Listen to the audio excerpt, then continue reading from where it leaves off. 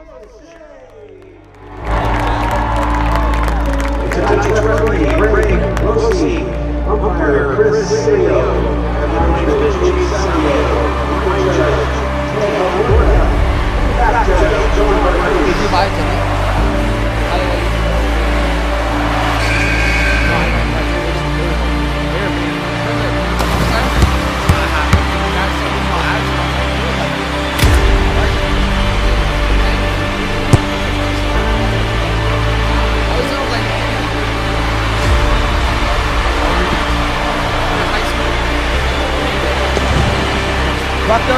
Buckers. Check.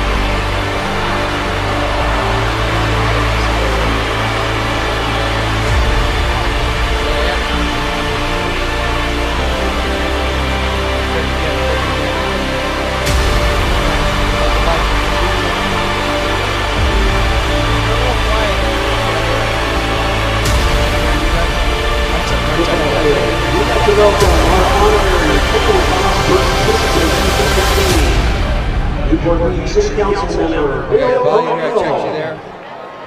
Newport Mesa Unified School District Board members Michelle Bartow, he's the second. Carol Prey, Crystal Diane, and Karen Yelsey. Both Newport High School and national anthem. CCM High School want to recognize the influential Oh, I saw them in the middle. I was just, oh no, they're on the field. They're of the district. I didn't see who was singing. Their support has been instrumental in the success I heard you here, but of not both here. our schools, and it could have done it I want to hear you. without. I like to hear you in the earphone. Of course. Yeah. Oh yeah. On the field. Can you hear me? Mic check. Can you hear us? You guys are good. We're good. Can you guys hear me No. on your? He's got that one. Not yet. Okay. You're a little quiet. Hoist is gonna run me a headset very soon. Henry, I do really like your glasses. Thank you. I had to look all professional for this. What's that? They match your We're live? They wouldn't let no hoodlum All right, up we're here. live, guys. Let's get it. We're live, so we're going to wait. I want to welcome everybody to the 61st Annual Battle of the Bay. I'm here joined in the booth. My name's Alonzo Lamarque. I'll be your play-by-play guy tonight. I'm joined by my main man, my right-hand guy, Coach Oscar Costanze from the defensive coordination of the freshman squad. And I'm also joined in the booth by two of our seniors here on campus. I got Evan Norsoff, and we're also joined tonight by my main man, Henry Bob, if you know him with his Instagram handle, but Henry Slater's also in the booth with us tonight. Welcome, gentlemen. How y'all doing? Good. How are you, Coach? Doing wonderful, man. Can't be more excited than this kind of an evening on a Friday night. We got the rivals in town. Sailors just took the field on the opposite side, coming out with that unthreaded company. American flag represent to the fullest. Love what the Sailors do. It's weird watching them from this angle, but it looks like we're all whited out over there in the student section. Got the lights going on, and it's going to jump off tonight. It is definitely an exciting evening for the Sailors and the CDM Sea Kings. And here come the Sea Kings. Let's hear it for your They're going to go ahead and come out Corona Del Mar led by Sea their big time Kings. flags in their classic powder blue and white pants, led by head coach, Coach O'Shea. This Coach O'Shea's 8th Battle of the Bay. He's 7-0, trying to stretch out his win streak tonight. Coach Lofthouse on the other side in his 5th Battle of the Bay, and he's flexing 4 straight losses. Hopefully he can turn that around tonight. And the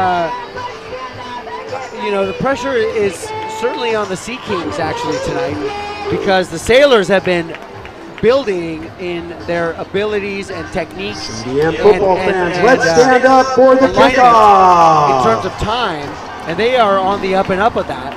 And so the pressure is certainly on the Sea Kings to try to meet, the conglomerate expectation. You got that right. So we'll give you a little insight real quick. So Newport Harbor High School was built in 1930 to all Newport Beach students. For 32 consecutive years, there was peace in the community, Coach. Very, very peaceful community. But in 1963, Corona Del Mar High School was built, and the city was divided, and a rivalry was born. Tonight will be the 61st anniversary of this game, Battle of the Bay. Newport Harbor leads the series 38 wins to 22, but CDM coming in on a 9-game win streak, looking to close this thing out tonight on a 10-gamer. Carson Diavila gonna take the kickoff, come down the field, pick up a good return of about 12 to 15 yards. Gonna give the Sailors first down with the return, just over the 25-yard line. So the Sailors are going to pick up the ball offensively on the offensive left hash at approximately the 27-yard line. It looks to be that CDM, Colonel Del Mar, is putting 3 men down on the front line of their defensive unit. And number 44, Vincent Menard, is coming down to step down onto the line of scrimmage for the Sea Kings. Sailors come out in there. Vaunted pistol attack. Remsen left at the wing. Lamarque down low. Looks like Henjum up top to the high side. Sailors going right to left. Fake a pass inside. Outside pass to Caston Henjum, who makes a move, beats his guy, breaks away for the first down. Is going to pick up about 17 yards. First down, Sailors going right to left on your TV screen. 11:48 to play here. Battle of the Bay 22. Tackled by number 3, Mason Kabuchek, senior, making that tackle out on the right-hand sideline. That's one of their main guys, I believe it's Kubicek, the youngster. I actually coached him to his first championship back in some flag football days. A lot of these guys I'm familiar with, especially number 10, my main man, Machine Gun Tommy Telesco, who's the son of the Chargers GM Thomas Telesco. So we got some talent out here tonight, and it looks like we're going to be a big-time run, and that looks like my guy Sweetness, number 34, Peyton Irving, going to pick up a 6-yard carry on first down, second down and 4 Sailors. So it looks like Newport Harbor came out with a double wing set, pushing it through on a zone blocking scheme for a gain of 6 yards right on the 50-yard line. Midfield, the Sailors double wing set one more time. Lamarque down low with the big cushion. They're going to hand it back off to Irving, who breaks through the outside, spins, and lunges forward for a big pickup of about 13 and a half yards. Move the chains. First down in Sea Queen's territory. I'm sorry, Sea King's territory. And that is a big run by Irving. Sailors. Yes, you got that right, Bob. With the carry for the Sailors. Big time carry. You know a little bit about that. Oh yeah, I do. That would be that. You might be getting some reps tonight. So for those of you who don't know, Henry is actually a varsity player who had surgery on his, I believe, his labrum, had to get some work done. Yep, that's and right. He's one of our big-time running backs. You might know him from the championship game last year, where he pretty much put the city on his back and brought home that hardware. There's Lamarque on the outside with a nice completion, hand in the face of the defender. He's got not going down. Choppy. You're not going to take him down with one guy. Give him one-on-one coverage. He's going to beat you all day. Second down and about 4. Ty Vitale with the And the Sailors are looking at an offensive unit on the left-hand hash with some options right now at second and 4 down. You got There's the wide a lot of side of the options field. that you can play here. You got that right. Well, you got that big dog out there. Cash Money, Caston Henjum. You don't want to let Cashamania run wild on you, that's for sure. Colton Joseph in the pistol set. Irving set behind him. Remsen to his left. There's the inside fade. They're going to go over the top. It looks like they're going to take a shot. Got it caught by Caston Henjum. Over the top. Touchdown. Beats the defender. Let's go, Sailors. Big time player make big time plays. Hey, way to go, Cash. At a big time, you got that right. When you call upon him, Colton Joseph, old Kojo, throws the ball right into the sky. It falls out, grace of God. The football gods shine down upon the Sailors. The bottom falls out right into the breadbasket of the main man, Cash Henjum. Touchdown, Sailors. Richardson with the kick. It's through the uprights, and the Sailors are up 7-0 with 10 minutes left in the first quarter. You can see how fired up the tar pit is on the other side from the booth. What a great way to open up this game and get the student section just so hyped up. I felt like we just got into this game and we're already, got that lead. Hopefully we can keep it.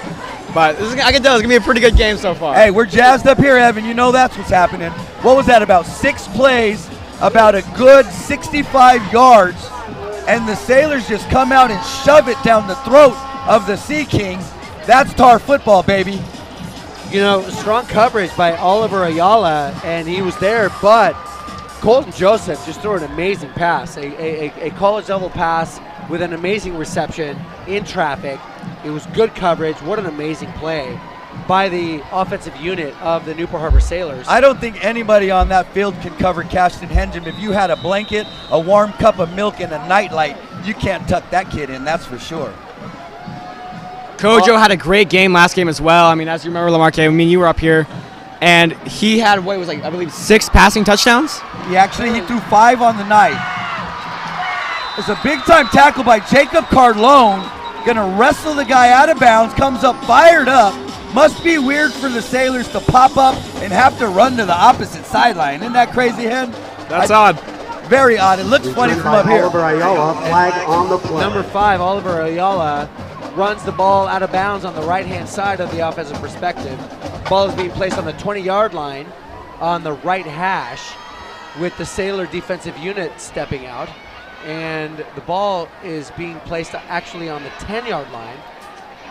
The Sea Kings come out with the trips left bunch set to the left. They got up back Brings to up the first right. and 10 for the Sea Kings from the 10. No wide receivers on the boundary side of the offensive unit. Looks like it's going to be number 18, David Razor, tight end right, motion, quarterback keep, and he's met in the backfield. Big time play by Robbie Kroll. That's going to be his 46th tackle. He's got 45 tackles on the season, and we're going to go ahead and chalk up number 46 with the tackle for a loss on the Sea Kings quarterback, David Razor. Is going to bring up 2nd down and 10 for Corona Del Mar. And this is already starting off to feel as a rivalry game, Coach. I mean, you can see the fire, the flames, the energy, and the rivalry that's going on here. It's going to be a quick hitch pass. Garrett Emerson holds Hope. up that catch receiver for a gain of approximately 6 yards, bringing Pass up a 3rd and Cooper 4. Hope. That's one of their main targets Gain of right there. They're 6 going to on go the to him play, a lot brings up tonight. 3rd and They like to 4 set him for up the the Sea hitch, Kings. get him sucked in underneath to try to set up him over the top. He's their deep threat guy, their middle threat guy, and their short gainage guy. So let's see what we can do if we can put a couple bodies on him and slow him down. He's a big-time player. That's Cooper Hoke, number 1. Going to bring up 3rd down and 4 for the Sea Kings on the 15-yard line. Double wingback set for the Sea Kings. Drops with back to pass. The interior Quarterback looks like he's going to be sacked in the backfield by number 71. Is that Riley Sterlo on the sack? Oh, that's our guy. I'm sorry, I should know this. That's Jacob Jerzek. Jacob Jerzek. Big time sack. Big time play. Brings up 4th down and long. Bring out the punt team. Kicking it to the top return guys. And it looks like we got double stack danger. Cash Henjum and Josiah Showtime Boogie Lamarque back on the return. Now let me tell you something, Coach. Number 71, I've ran against him in practice. You do not want to get hit by that man. He hits hard and he hits fast. And you notice he said that man. That's right. He ain't no boy. The kick is up, and it's going to be in the hands of Lamarque on in a return. Oh, wait a minute. Cash signals for the fair catch. But Lamarque caught the ball. I think the referee might have made a mistake right there. So that's an interesting call there, Coach. You know, when you have 2 deep receivers and one receiver calls for a fair catch, apparently to the referee and the umpire, and the other receiver of the Sailors call a fair catch. catches the ball. The 1st and 10 Is it still from the considered a fair 43. catch? Apparently, according to these referees, it is considered a fair catch. I can see how that would be deceiving to the defense and the special teams. So I would see that possibly that would not be a legal play.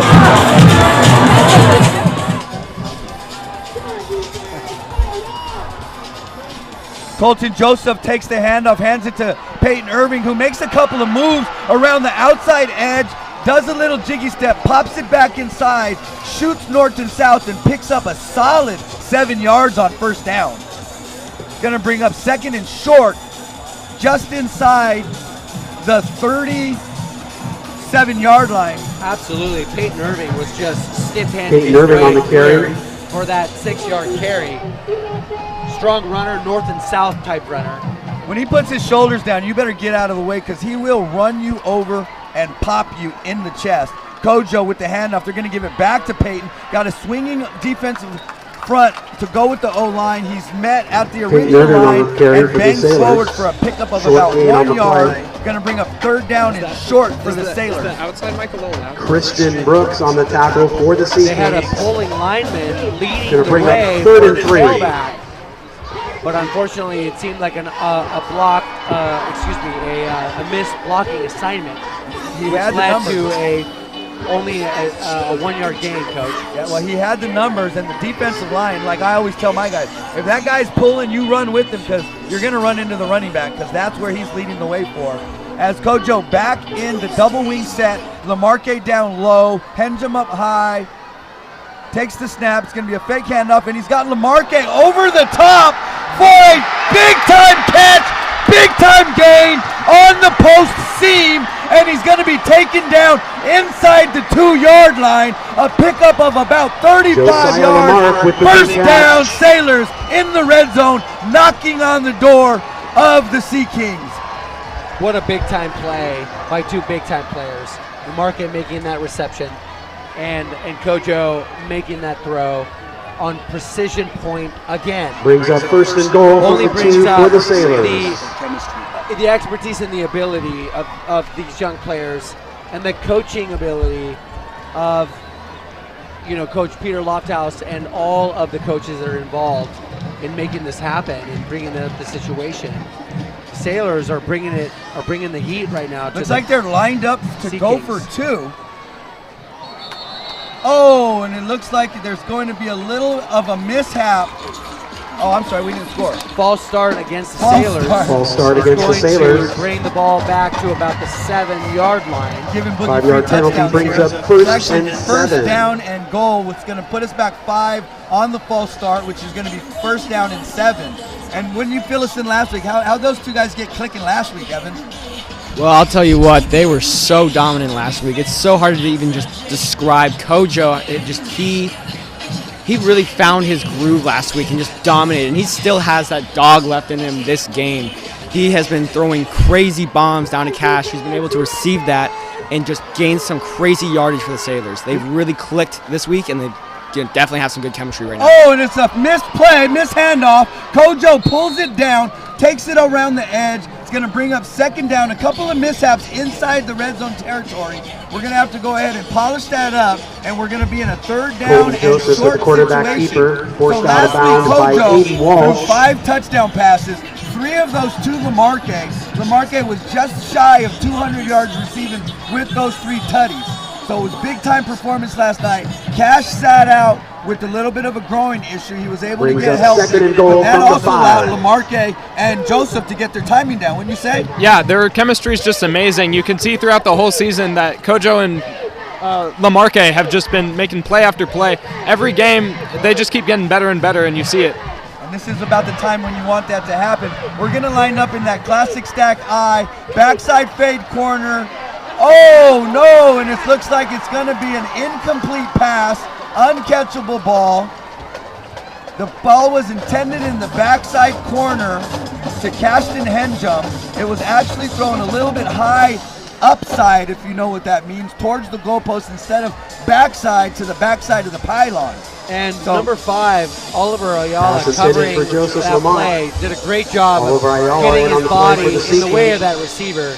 That's great coverage Brings by up that third and goal cornerback from the You 5. can tell on the CDM. field side. You can tell CDM has been watching film on these Sailors, the way they guard Cash. That's for sure. It looked like actually Cash might have yanked him away from the ball. No call, as old Chicky Baby would say, no harm, no foul. So it's going to bring up third down and 5. Granted, I lost the down on the penalty, so we are in a third down situation. Coach Lofthouse comes running out to call the timeout. Let's go ahead and Timeout on the field, Newport Harbor. dial it back in, polish things up, and get the right play for this situation so we can go ahead and punch this thing in and take a 2-score lead with 4:58 to go here on a beautiful Friday night here at Davidson Field on 2022's Battle of the Bay. So the Newport Harbor student section has all of the bright lights that are shining in blue and white to go with the thematic setting for the Sailors. That's something new we've seen. We got that last week at our homecoming rally, and that was definitely a very interesting introduction to those wristbands. And I actually kind of like them. I think it brings a lot of flair to the student section, and I think it's just awesome to see those lights go off, and it's definitely really hype to see. Well, the cool thing is that from the vantage point of where we're filming, you'll actually get to see the sidelines of the Sailors and the backside of the front side of the fans, which is a very different view for the home viewers at home on TarTV, which is pretty exciting. So some things that are to the benefit of being the visitors here at Davidson Field when it's actually our place all the time. But that's why the boys over there on Sailors are calling it the Eviction Tour 2022, Protect the Crib. Time for CDM to go back home to their side of town and talk to their boosters about getting them a stadium. Oh, and he overthrows Lamarque. He had him wide open in the backside of the end zone. Ball was overthrown to the top, and it looks like they're going to bring out the kicking unit. And who's marching on? Pass Oh, intended for 4.5-star Josiah John Lamar, Richardson incomplete. with Noe Avalos Brings going up to do the fourth down. holding. Going to bring up a kick situation. Very makeable kick for the man, John Richardson. So the Sailors showed up with the trips to the field side and a single receiver to the boundary side of the placement. And they did go for that single receiver route. And, Field goal attempt by Kojo, John Richardson for the unfortunately, Sailors. fired on that one. Miscommunication right there. They had Lamarque in the little outside, looked like he was about a 5-yard in and out route. Put the defender in the popcorn machine, was open for the catch, unable to be made. Noe ready for the snap. Ball is back. Kick is blocked. The kick is And the blocked field by goal number attempt 10. is blocked. Old machine gun himself.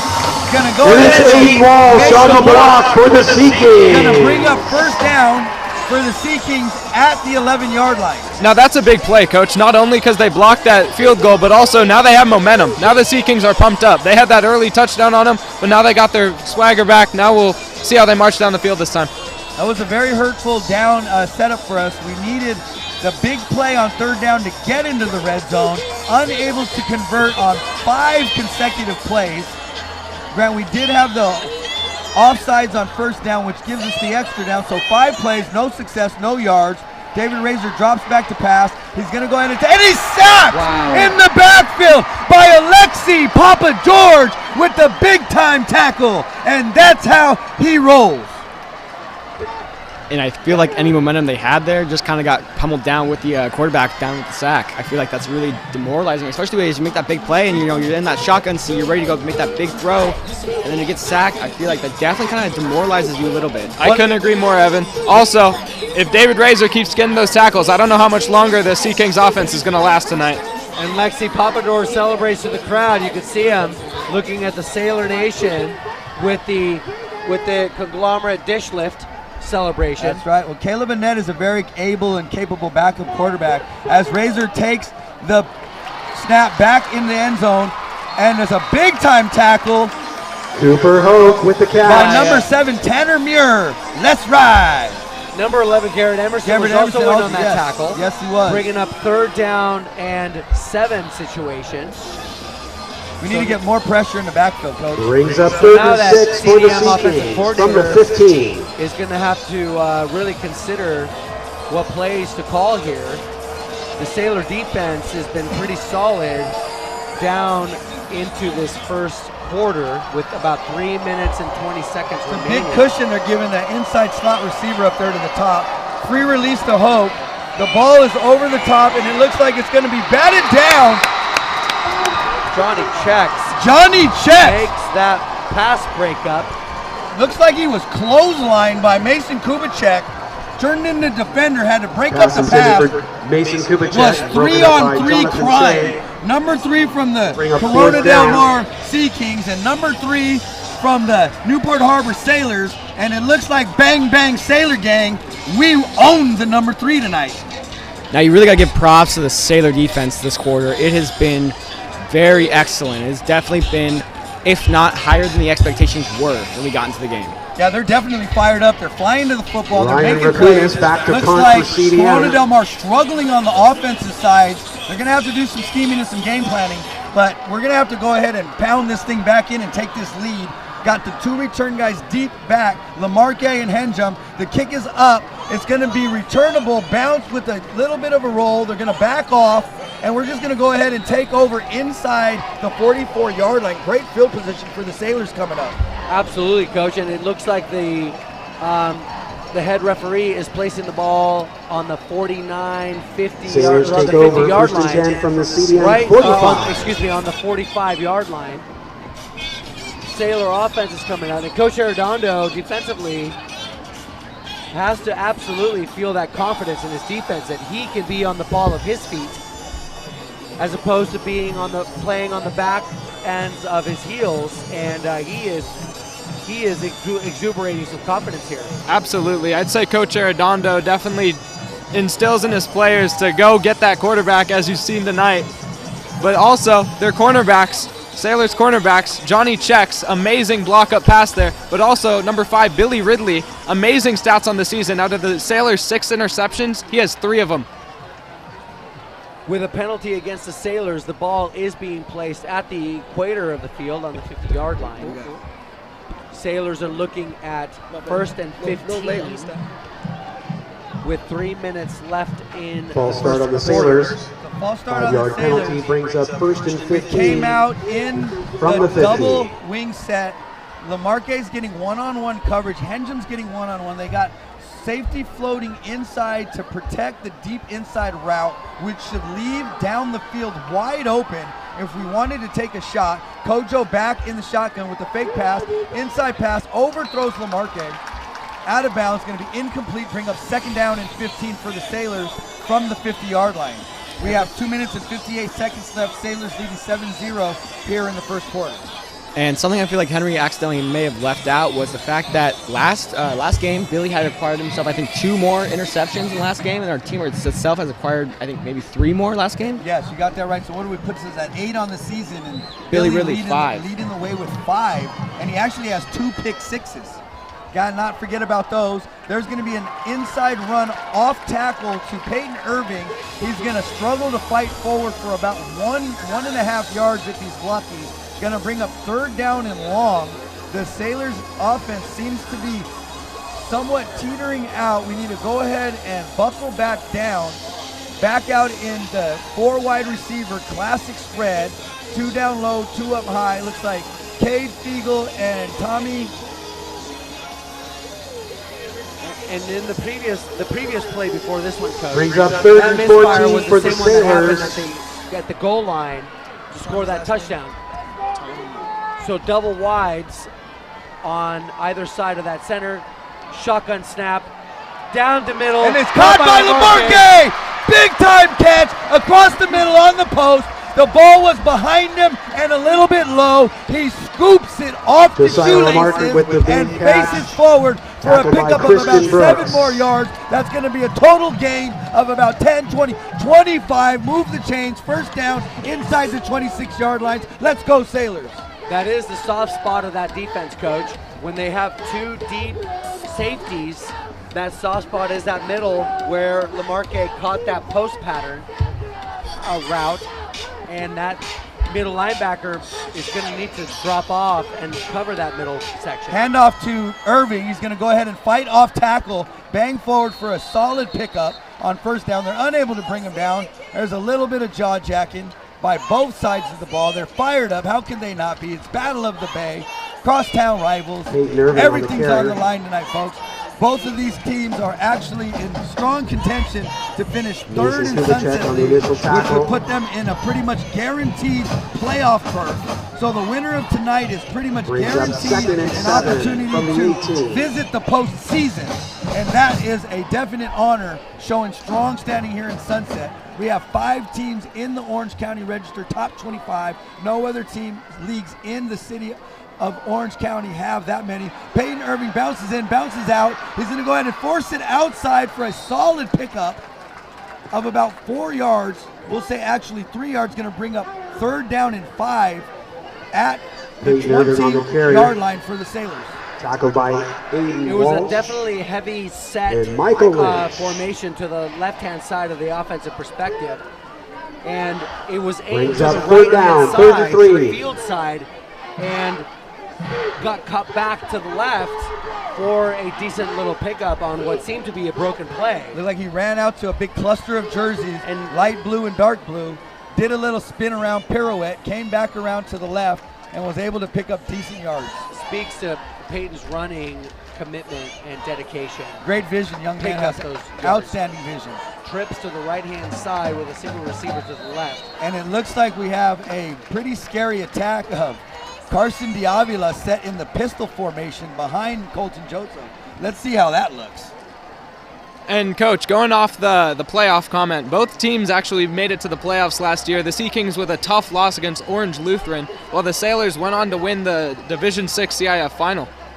And that would have been our 4th CIF football championship for the Tars here since 1930. Great accomplishment for them. Got into the playoffs on a 3-7 record and were able to run the D6 all the way to state, where unfortunately they lost to Aquinas on a big-time battle out in San Bernardino to end their season as a semifinalist state runner-up. One of the amazing things about that Sailor team from last year was that in so many of their games, they were kind of down in the score, but they were firm believers. They worked so hard. Their dedication came through, and they played to the end second of the last whistle, and so many victories were won because of their hard dedication and heart that they played with. It was so encouraging to watch their games in that regard of the beautifulness of competitive athletics. Yes, you're 100% correct. They solidified their heart and their ability to play in big-time games when the game was on the line. We came from behind multiple times of 21 points or more in games which were elimination-style games. Championship game, we were down 21 points and had to fight forward. A definite team that defined character. You got that. Definite Tar character. There are 4 major sayings in the Tarball cheer. Mean, tough, pride, poise. Last year's team definitely added character. And we're back out in that same set. Carson Diavila swings out to the right. It's going to be a fake pull-down run. Kojo was trying to get off the edge on the perimeter. It's going to be unsuccessful. It's going to bring up 4th down and 4 for the Sailors at the 21-yard line. They're going to go ahead and leave the offense on the Nielsen on the field tackle. and try to convert here on 4th down. And it's going to bring up 4th down. And I understand the call here, Coach. The defense has been solid, and you know I understand why the offensive coordinator is feeling a little bit frisky with this 4th and 5 call, and he has all the reasonable logic to go Brings for up it. 4th and 4. Break the CDF huddle. football We're gonna fans, come let's out make some and noise. trips right set. 3 down low in a bunch. 1 up high to the left. And there's going to be a flag thrown, delay of game against the Sailors. Back us Delay up of game on the 5 Sailors, yards. 5-yard penalty. So with the Sailors looking at about 4th and 10, Which is manageable for us. it doesn't look like the field goal unit is. All right, let's make some making noise, any folks. decisions We're in not going gonna for holler it. We're just going to go ahead and stay out with that play call. Coach feels strong. 3 solid. Wide receiver swings to the right. Colton Joseph makes a pass, makes a toss. And what a catch! in the end Oh, my. zone. Touchdown, Sailors! Once again. Captain Hendrum with the circus catch above 3 defenders, pulls it out of the sky, comes down with the pigskin, Touchdown, Sailor. Once again, big-time players making big-time plays here for the Sailor offense. I cannot believe what I just saw from Cash. Cash money just delivered what the coach ordered. If he's not a high jumper, he better be. Get him out there jumping over some things. My goodness. What amazing concentration and focus with having 1, 2, 3 guys in front of him and behind him, and to still come down with that catch in order to set up John Richardson for that extra point and giving the Sailors a 14-point lead. What an amazing play. Hey, you know what? I'm just going to go ahead and say that is a bad man. Cashamania is running wild at Davidson Field.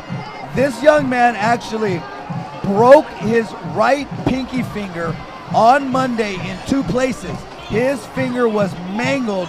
The top bone was pushed over the bottom bone and flexed inside. He went to the hospital, had it pulled out, popped, and set.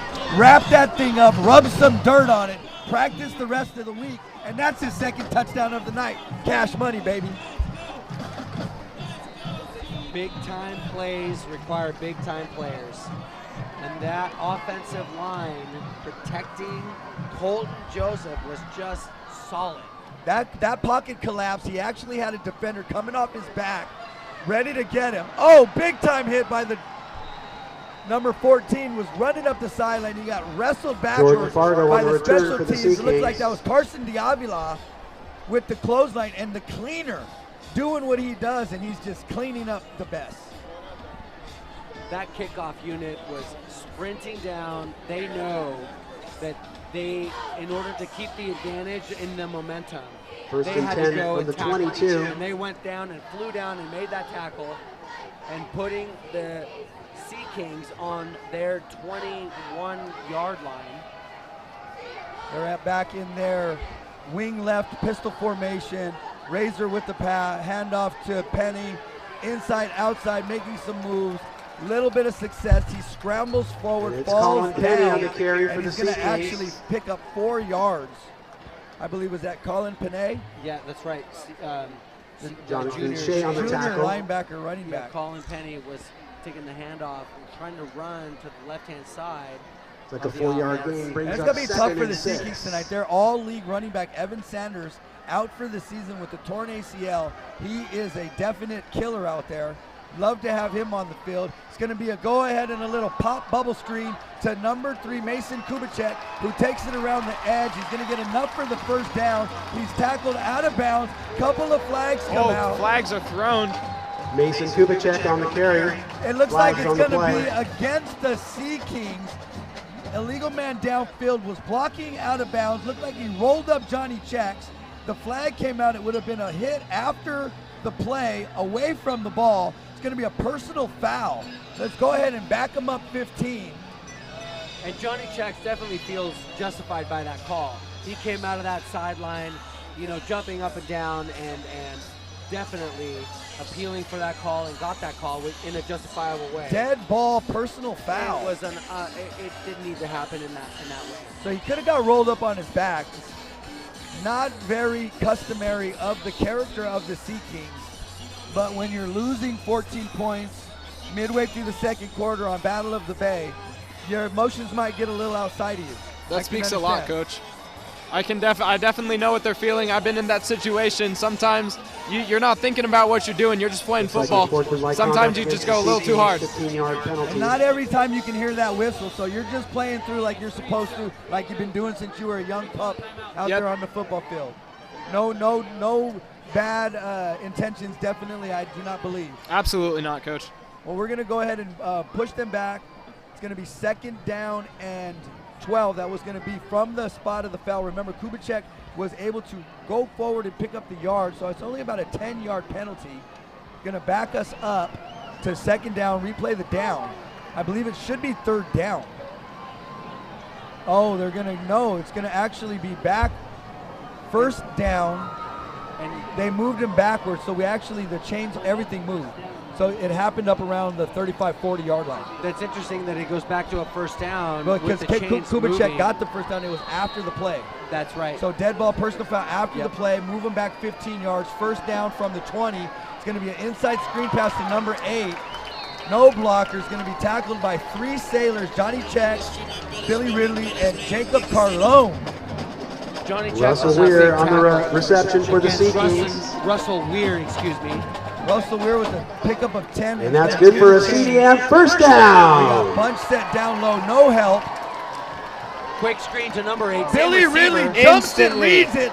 No help. He covered 3 guys Russell by Weir again himself. for a Blows short up gain. the bubble screen and tackles Russell Weir in the backfield at the original line of scrimmage. No gain. Bring up second down. That's an amazing play by Billy. Isn't that? Great tackle by Ridley Billy and rifling it Diavola on the tackle. assisting tackle. He was yelling inside, "Where's my help?" Ridley. And he just went ahead and cleaned that up. That's right. So the CDM Sea Kings are looking at 2nd and 9.5 We got yards. 2 up high with Hoke and Kubicek.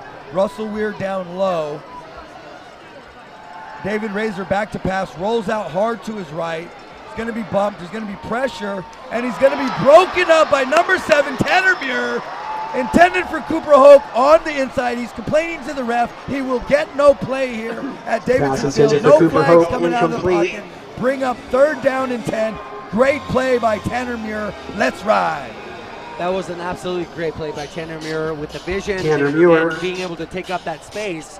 And definitely Cooper Hoke was begging for a the call from Sailors. that referee, throwing his hands up, throwing up the flare, trying to get the call, and did not get it, Coach, to your point. Sounds like they're bumping some lovely lady lumps from Fergie. Used to be my classmate in 3rd grade. 3rd and 4th grade out in Hacienda Heights. Her and I went to school together back in the day. That's my shameless celebrity plug. It's going to be a big-time pass. Cooper Hoke makes the catch. He makes 2 guys miss. Going to go ahead and pick up the first down, move the chains, comes up, fired up. Great catch by the senior. And it's Cooper Hoke with a CDM first down. Now, did I mishear that, or did you say you were classmates with Fergie? Yes, sir. I was classmates with Fergie back in 3rd and 4th grade at Grazine, actually, Tony it was Glenn on the tackle Grazine for the Elementary Sailors. School in Hacienda Heights. Hey, wait, where was that? Grazine Elementary School. So we're talking back in Kids Incorporated. If you remember her original show, was Kids Incorporated. And he's going to be sacked in the backfield by a gang of Sailors. Bang, bang, Sailor gang. Robbie Kroll leads that tackle, who was the player that made the tackle on the previous play. He leads that Tanner Muir in on the conglomeration tackle, loss on the of dark play. navy helmets on that Sea King white helmet, Brings up bringing down 2nd and 12 for the Sea 12. Kings. Deontay wants us to say his name. So that was Alexi Papa George, Robbie Kroll, Tanner Muir, and Jacob Carlone on the gang tackle. Say their names. The Sailor defense is going out there with more pride than ever with 7 minutes and 50 seconds. Double wing set. Razor drops back to pass, and he's pressured by Jacob Jersey. Hand in his face. Ball down, incomplete, bringing up 3rd down, and the pressure is just astonishing from the Sailors tonight. Sea Kings better buckle that thing up, or David Razor's going to be eating hands to the face all night long. That's right, Coach. And let me tell you what. These ladies aren't going to be the only thing with lumps if they keep hitting David Razor like that. You got that right. He's going to be lumped up. They're going to have to bring in the Jacob Carlone. backup. And And on the Jacob, play for and the had Sailors. Jacob Jersh's not had knocked down that Going to ball bring or up hit 3rd and it, 12 for the that might Sea have been an Kings from the interception. 50. It might have been. The ball kind of floated out. He had 3 guys. They were running some inside hitches. It looked like all hitches. We had it covered from up to bottom. I don't think that would have been a successful play. It's going to be 3rd down and 12 for the Sea Kings. Razor drops back to pass, sets up for the screen. He's going to throw one deep over the top. Billy Ridley goes out and he misses the inside play. Touchdown, number 8. Russell Weir. Russell Weir with the big-time play from David Razor. Touchdown, Sea Kings. Billy Ridley misread the speed of that receiver, so that receiver got behind him, and I'm certain that the defensive call was to prevent the receiver from getting behind that corner. Looked like he made an inside play on the ball, and the ball just actually was outside the reach of his fingertip. He made a good break on it. I thought he was actually in position. The ball was just outside his reach. Russell Weir able to make the catch and stroll into the end zone for a touchdown for the Sea Kings. Going to put it at 14-6, awaiting the extra point with 7:39 left in the 2nd quarter. Now, that's an amazing pass by David Razor. You could definitely tell both of these quarterbacks, they have D1 potential, both making amazing throws tonight. And calling I think David David point Razor after is is good. actually committed to UC Davis to go ahead and pick up a scholarship to play football on the next level. So that was a great pass. We've seen two amazing throws from two amazing quarterbacks tonight.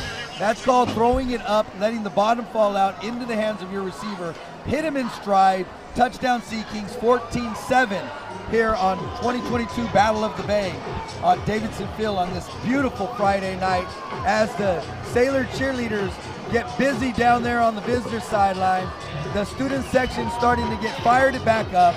Bring out the kicking team, kickoff return team for the Sailors. That's going to put Lamarque back deep with Diavila. And let's see if we can get a solid return and swing this momentum back in the Tars' favor. And this is what a rivalry game is all about, Coach. Keeping it, as a dogfight, and both teams battling it out on the field of battle in the gridiron. Colin Petty kicking off for the Sea Kings. 14-7 Sailors, 7:38 left in the first half, with the Sea Kings kicking off. A short kick. Going to be Lamarque. He's going to field it. They set up a return. He's going to go ahead and dive forward for a solid return of about 15. Going to spot the ball at the 27-yard line. Now, I'm staring at the score. It was 14-0, and in my head, I'm like, yo, let's shut these guys out. But that's not very realistic based on the scoring averages of the year.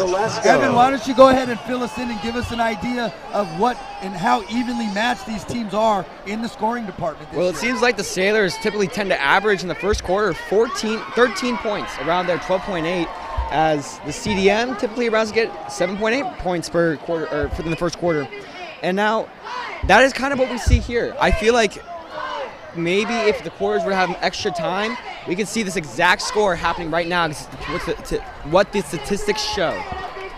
Yeah, so we're pretty evenly matched. We got that dialed in. It's going to be an inside run to Irving, who breaks the tackle, lowers his shoulders, bulldozes over a defender, lunges forward and picks up 4.5 yards, going to bring up actually 5.5. Going to bring up on the carry, tackled by Grant Schreiber for the Sailors.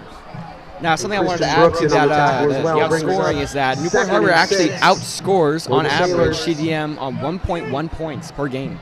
So they got Newport Harbor averaging 28.9 points on the season, and Corona Del Mar averaging 27.8, which is a difference of 1 point. And that was actually the score in the JV game yesterday, which was 21-20. Sailors picking up the victory. Colton Joseph back in the double wing set. It's going to be another run to Irving. They're steady on the run game tonight.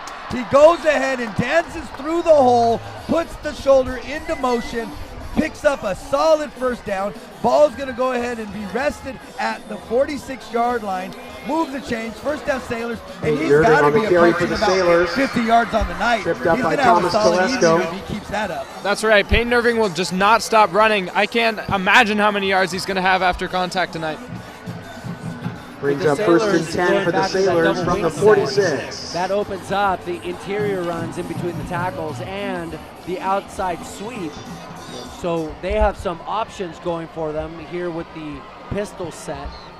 The tailback moves to a shotgun right, receives the handoff, the fake handoff, kept by the quarterback for a 1-yard gain with a flag being thrown. They're going to inside zone read. Colton Joseph pulls it, keeps it, and picks up no gain. The flag's going to come out. It's going to be against the Sailors. Marches back 10 yards. I believe that's going to be offensive on the carry. And, I wanted to add something to what Henry said. Is he was wondering how many yards, how many touchdowns that Peyton was going to have by the end of the season. And we can already see what he's accumulated so far. 253 yards with 56 rushes and 2 touchdowns. I wonder what the end of the year stats are going to be. He's been great so far this year. Phenomenal. 20 for the Sailors. We're definitely going to get a playoff run out of it. We got one more game next week against Huntington Beach. Looks like he's on his way to a 100-yard night tonight, which put him over about the 350, maybe close to the 400-yard mark for the season. No reason why he couldn't get in the end zone as well. Going to bring us back out in that pistol double wing set. Running back in motion to the left. They're going to swing pass outside to Irving. They're going to go ahead and ride the workhorse Sweetness. He's going to go ahead and pick up no yards. Going to be tackled by 4 defenders. Going to bring up second down and long for the Sailors. Initial contact by Colin Post, Christian Brooks, Sailors are looking at about second and 20 a whole bunch of Sea Kings from their 37-yard line on the left-hand hash of the offensive perspective. Sailors are going left to right on your TV screen. Brings up That's second scoreboard and behind 18 them for the into Sailors. the visitors' locker room. They're actually cruising right down 16th From the Avenue 37. with Irvine Ave on their backside. Going to come out in the double bunch set. They put this in this week. I might have took a look at the scouting report. Got Henjum and Fiegel down low. It's going to be an inside bubble scoop to Lamarque. He makes a move inside, goes ahead and barrels forward for about 8 yards. Going to bring up 3rd down and 11 for the Sailors. Mark on the after carry, a successful picked up by carry Mason Lamarque. Kubicek. Tackled by junior Thomas Telesco, Tommy the T. safety. Brings up 3rd and 13 for the Sailors. Brings up 3rd and 14 for the Sailors from the 43. Back in the classic spread, too high, too low. Irving set behind the defender. Going to be a timeout for the Sailors. Out on the Go field, ahead Newport and Harbor. get to the sidelines and find the right play selection for this 3rd and long. With 14-7 lead, 4:06 left in the second quarter here at Davidson Field on this beautiful Friday night. I'm your host, play-by-play guy Lance Lamarque. I'm joined by my color commentary guy, Coach Oscar Costanzes, Evan Norsoff, and Henry Slater. And we're backed up in the back right here by the main man, John Hoist, who's making everything happen behind the boards for TarTV tonight. And the amazing things that John Hoist does for the Newport Harbor campus and the Newport Harbor community through his TarTV and the yearbook and everything that he does over at the school is incredible. 100% right. We got great staff here. We got 2 students here in the booth. They both sound amazing. We're backed up by about 4 or 5 other young men and young ladies who are controlling everything from the cameras to the microphones to the keyboards to the computers. Amazing, amazing production from TarTV. We're fortunate and we're blessed to be able to get this broadcast out to you from their hard work. Sailors break the huddle. Going to be too high, too low. Henjum back to pass. Looks like he's going to make a throw outside to Lamarque, who bobbles it out of bounds. Incomplete pass. And you know, I want to make a comment about what you said about John Hoist earlier. Now, his class and everything he does, he doesn't just leave a 4-year mark. It leaves a generational mark. You have students like the ex-director of last year, Ashley Wong, coming back, and she's constantly helping the new students, the new directors, and then Caden Krause, another ex-director who was 4 years ago, helped with all the visuals that we are seeing right now. Instant replay, all of that. He's over at Utah doing this for college football. So we have college-level football graphics for our stream. That's awesome. That's something that John Hoist allows our students to do. When I originally met John, he said that he was aiming for his stream to look like a college football Saturday, and I think he has been more than successful at providing and producing that type of performance every time we show up here at TarTV. Fortunate for the fans at home to be able to see this quality type of production. Sea Kings will take over 1st and 10 from the 31. Lets it fall short of where he was ready to receive it, and the ball is being placed on the 31-yard line. Sea Kings going to come march out with 3:48 left on the clock, going right to left on your screen. They're going to take over at the 31-yard line.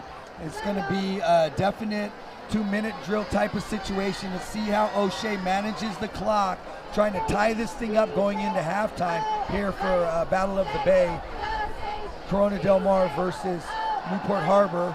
David Razor drops back to pass. Ball almost intercepted. Great break on the ball. Pass complete to Zach Giuliano. Complete pass to number 81, Zach Giuliano. Going to be a pickup of about 6 yards. Going to bring up 2nd down. Looks like a gain of 5 on the play. Brings up the Sea Kings. 2nd and 5 Zach, from the 36. Zach Giuliano, the sophomore tight end, coach, wow, makes a big play on that to bring up 2nd and 5. I know a couple of their tight ends are out with injury, so that would put them thin in those regards, and that's going to give some sophomores an opportunity to play. They called his number, and he made the catch, and going to bring up 2nd down. With the clock still ticking, there is a stack set on the left-hand side of the offense with a wing back to the left. Pistol setting, music blaring, which is awesome. Number 81 going up for the pass. That bounced. It'll be interesting if they call that a catch, and it seems like a flag is being Take thrown. up. Pass That complete bounce. to Jack Lukes. Flag on the They're going to play. go ahead and call the pass complete. Looks like he scooped it off the ground. The defender, number 0, Jacob Carlone, gave him a push in the back. And they're going to go ahead and call the personal foul. That was an interesting pointing. 15 yards. And 15 yards on top of that. Looks like Seemed it's one sportsmanlike line conduct was pointed against the towards Sailors. Sea Kings, the other one, the same one pointed toward the Sailors. 15-yard penalty. 20-yard turnaround, 5 yards on the completion, 15 on the penalty. Going to move Brings them up first and into 10 from the Sailors 45. territory. First and 10 from the 45. So that penalty seemed to be pretty fastly occurring. I wasn't even sure I caught that. I think the referee was just standing backwards, pointed in the opposite direction, meant to march it against the Sailors. They were easily corrected. David Razor drops back to pass, takes his shot over the top, and it's going to be batted away. Oh my God! And they're Pass going to intended throw for a Cooper flag. Hope, incomplete. Was beautifully Flag on the covered by play. Garrett Emerson. He made a play on the ball. They're going to go ahead and throw the flag, mark it off against the Sailors, move the chains. It's a 10-yard penalty. That was number 11, Garrett Emerson. Ball was intended for Cooper Hope. And I believe they will bring that back from the spot of the original line of scrimmage, mark off 15 yards for the... From our vantage point here, Coach, looking over at Pass that interference Sailor against the fans, Sailors. Be first a lot and of them were 10 for the shaking Sea their heads Kings. I'm because shaking that mine. seemed like From a the very 30. ticky-tack call. In fact, there was an exact call that happened in the freshman game last night where there was a great contention for a broken up pass that was called as a pass interference. It's just that dice roll. Yes, That's it just is. what happens when you have officiating crew. Inside run to Razor. He's going to go ahead and keep the ball David on the Razor direct with the snap. quarterback keeper. QB power off right edge. He's going to go and pick up Tackled 10 by yards. Tanner Muir. Move the Brings up a chains. CDN. Clock is First ticking. down. 2 minutes and 7 seconds left in the second quarter. 14-7 Sailors, and the Sea Kings are marching into red zone territory. Bring up first down on the 20. First and as 10 for they the break Sea Kings huddle. from the Got 20. 2 wide receivers up high, 1 down low. Razor steps back with double tight end protection, or double wing if you'd like to call it. He's going to go ahead and make the clap, set the ball in motion, takes the snap again, direct snap. He's going to go ahead and take a big shot. And he David shoves Razor one of with the our quarterback guys down. keeper. No flag. Can we call it both ways? Both guys teams getting a little Kyle bit driving testy his out way there. down for a short gain of That seems 5. to be exactly what Jacob Carlone did. Shoved the guy as he got up. Razor did the same thing. Shoved So the guy. 2nd and 5 that from the hit him. 15 for the No Sea flag. Kings. It was in the bunch of players, maybe not seen by the ref. Go ahead and break the huddle. That was a great hit. Yes, it was. By Javier Padilla. Wow. He met that quarterback running forward and had his momentum going forward, and that was a great tackle. 2nd down and 5. 2 up high for the Sea Kings, and Razor keeps it again. And he's going to run forward for the It's first Razor. down. Takes it down to the 5-yard line. Comes up with that little bit of a swag to his step. And that's good for a CDN first down. And why blame him? That's 3 consecutive runs. He's taken the Sea Kings and put him on his back, driving into the Brings 6-yard up first line. and goal First from down the and goal 6. for the Sea Kings. Now, credit to David Razor. It takes guts to run the ball 3 times. He's getting hit every play. He keeps going. That's a workhorse. And that's their quarterback, folks. As he's back in the shotgun, about 6 yards deep, sends Kubicek in motion, pop screen to him, and it's going to be a pass outside, pressure by Carlone, and the ball is going to be caught and downed immediately inside the 6-yard line, and the timeout on the Sea field. Kings with 30 seconds left in the half. CDM. The Sea Kings are trying to regain some of this momentum that they've been losing due to the Sailors' success of this game. And they are putting up a tough offensive conglomeration of plays here, Coach. They are proving tough. They're driving. That quarterback has been keeping the ball 3 plays in a row.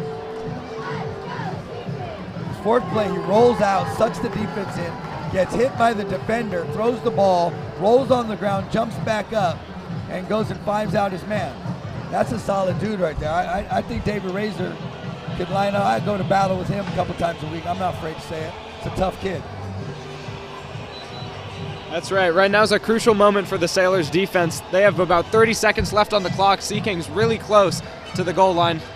So Let's see what they can do. We got to watch their inside passing game. They like to run trips high, one low, running some slant action. They will run all hooks right outside or right on the opposite side of the goal line. They might run a little bit of bump and run, bump and rub type of stuff. Got Kubicek as the inside slot. Looks like he's setting up an outside play. Him and Russell Weir to the bottom left. Hoke up high by himself to the right. And it's going to be a quick screen pass to number 81. And it's Jack Giuliano with the touchdown. Touchdown, Sea Kings. And number 3, Kubicek, was blocking number 3, Johnny Checks, on that play. And because that ball was behind the line of scrimmage, that downfield blocker is allowed to block. Normally, if that ball were to go beyond the line of scrimmage on advancement of a throw, that's not allowed. That's an illegal man downfield blocking. But it stands because that ball was thrown as a technically screen pass. So that's why Kubicek was able to block Johnny Checks downfield. That's a smart play call by Coach O'Shea. It was a great play call. Got And the point after is good. And from the defensive perspective, it is incredibly frustrating to try to set up a defense where you can bypass that block downfield to try to make that tackle behind the line of scrimmage. David Razor went and put the team on his back, ran the ball into the red zone, picked up 15 solid yards, threw a great pop screen to the tight end for a wide open touchdown. Going to go ahead and tie the game up with 26 seconds left in the quarter, take us to half, and we're going to bring out that beautiful attack of Diavila and Lamarque. Let's see if we can set up a return, get some great yardage, if not a house call, and give Kojo 2 shots at the end zone before the half. A solid game here for the Battle of the Bay at 14 points for both teams with 26 seconds. As we've been mentioning, Coach, this is a dogfight, and that team that leaves it all on the field energetically, physically, emotionally is going to be victorious tonight. Well, we knew it was going to be a battle. And they're going to kick that out of bounds into the end zone for the touchback. Going to keep the 26 seconds on the clock. Let's see how Coach Lofthouse and Coach Choate come out on offense if we're going to go ahead and run the clock out, or we're going to take a shot. Might as well man up and take a shot. I think we take a couple shots down the field. We got a great kicker. He's got great leg, but I think we got 2 killers on the outside that can go ahead and take this thing to the house in one quick catch and run. Absolutely. If the offense for the Sailors has shown anything, is that double wing back protection with Lamarque and with Henjum out on flanking as receivers has been successful. They have every reason to go for it and feel confident that they can push this ball downfield. And something I want to add to that is that we've been seeing a lot of big plays tonight, too, by the Sailors. We can't count them out, even with 26 seconds left. They can potentially have one of the biggest plays of the game so far and totally take the lead back before halftime. Looks like Coach is going to take a knee and run out the clock. Why take any unnecessary chances? We're going to go ahead and run this thing down to zeros. We're going to go ahead and roll into halftime with a 14-14 score with CDM versus Newport Harbor 2022 Battle of the Bay. Let's hear it for our Sea Kings. Right before half to get the telecast back and running here on TarTV. We'll see you all soon. Good job, boys. That was good. Good stuff. Gentlemen. Thanks, all. Excuse me, guys. Thank you, sir. Appreciate it. Oh, you're Evan, watch out. I think he's... I will be right back, gentlemen. Vanessa, do you have any trouble getting in? None? Dude, Vanessa. are you serious?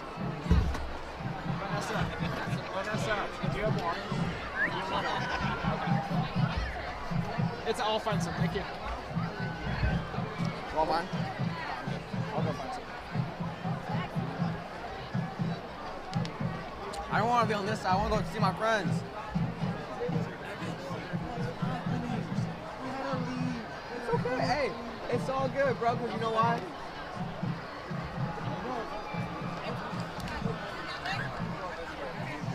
Don't lose the faith. We're gonna win. It's all good.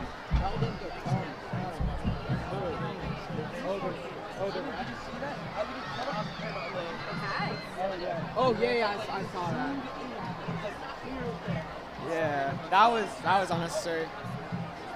Hey Brad, you want to try and see if we can go to the other side? What? You want to see if we can go to the other side?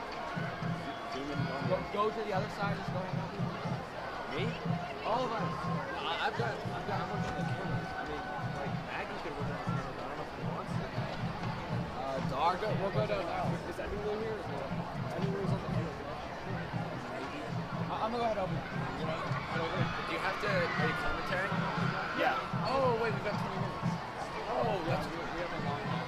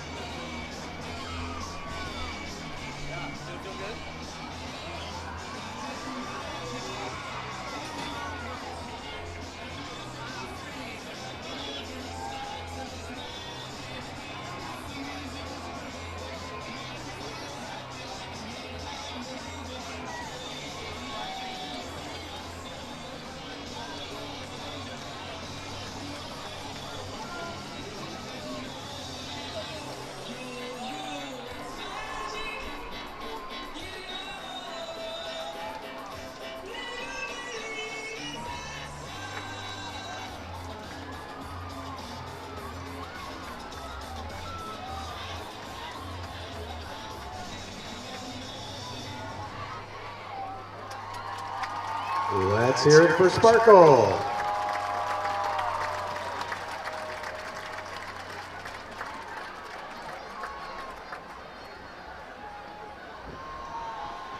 Next up, let's hear it for Orchesis.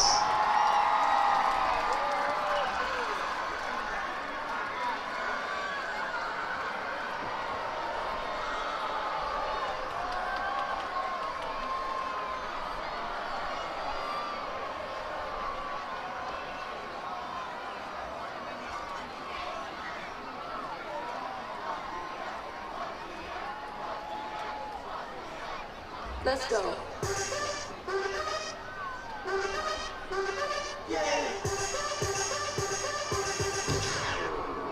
See, a lot of y'all still playing around.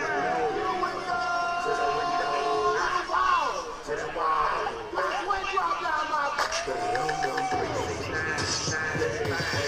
Just like to me one.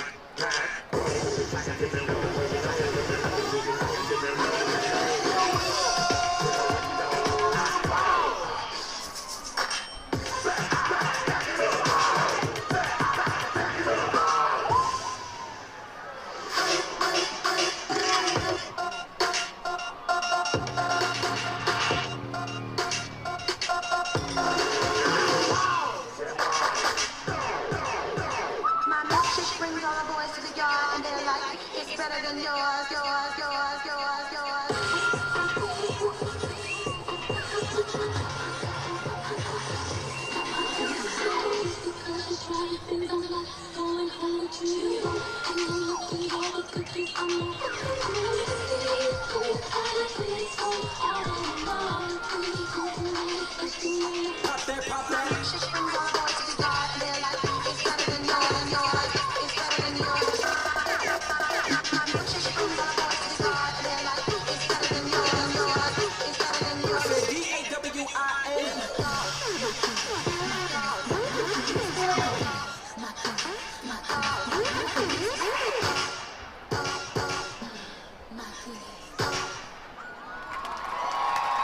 Let's hear it for Orchesis.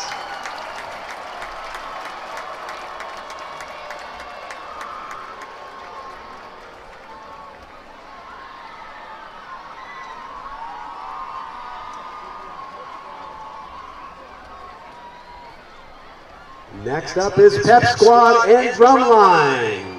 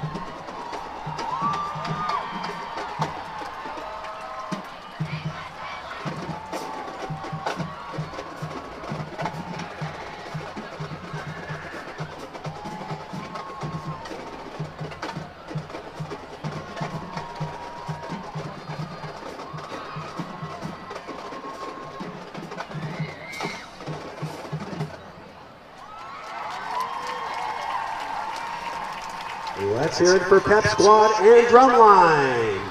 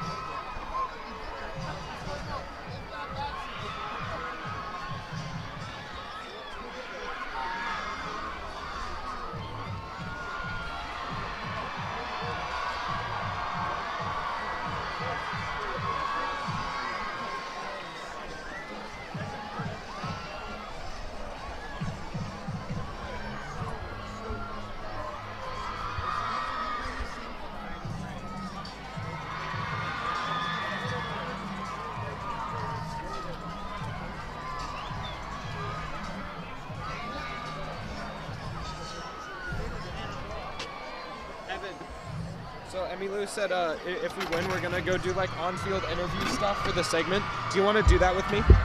Would I? I think it might be better for one person to do it, but if she wants me to do it, I'll do it. And if she wants you to do it, I was just offering. I think it would be better for one person. I think it would look better for one person to do it. Yeah, all right.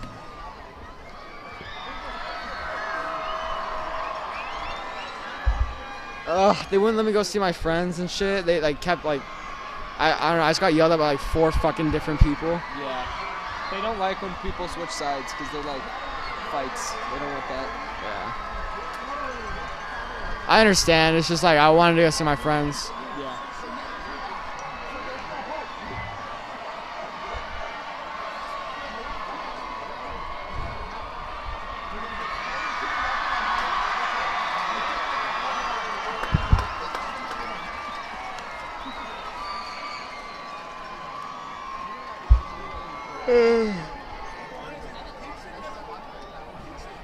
Yeah.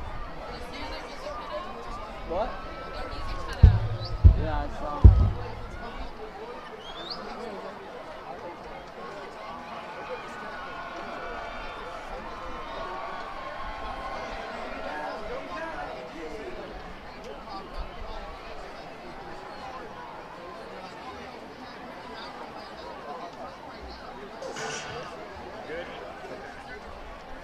Hey, this is John Ireland, voice of the Lakers and proud CDM alum.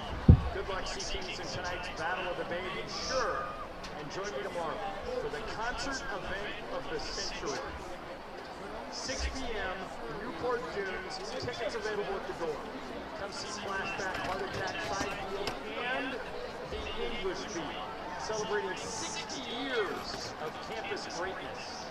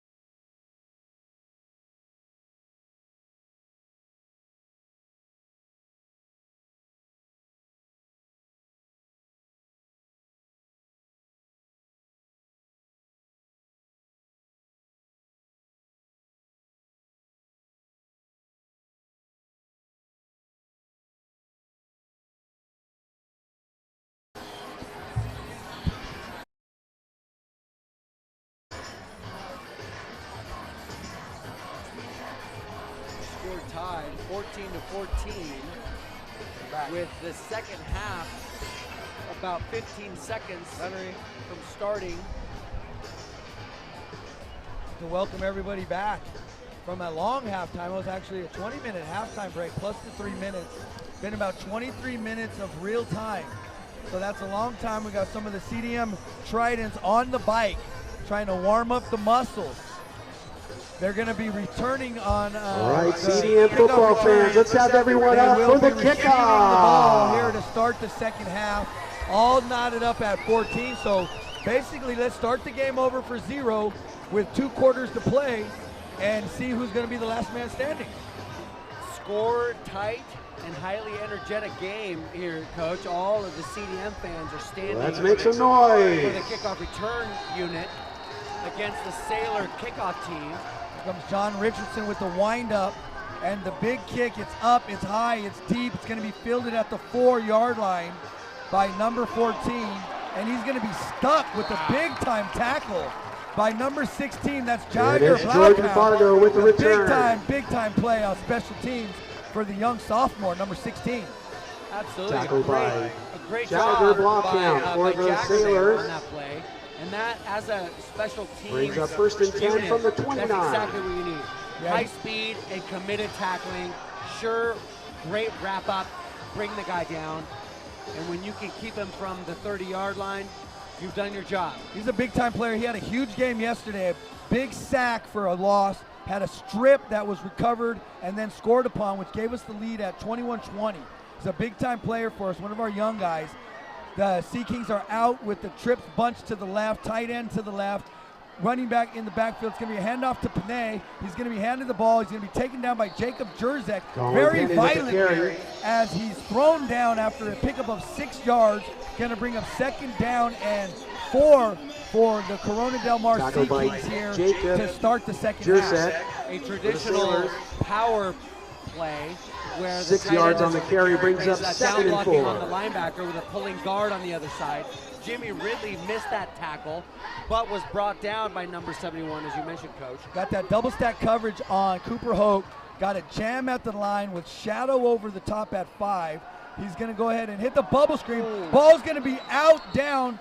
Looked like it was a behind the line of scrimmage.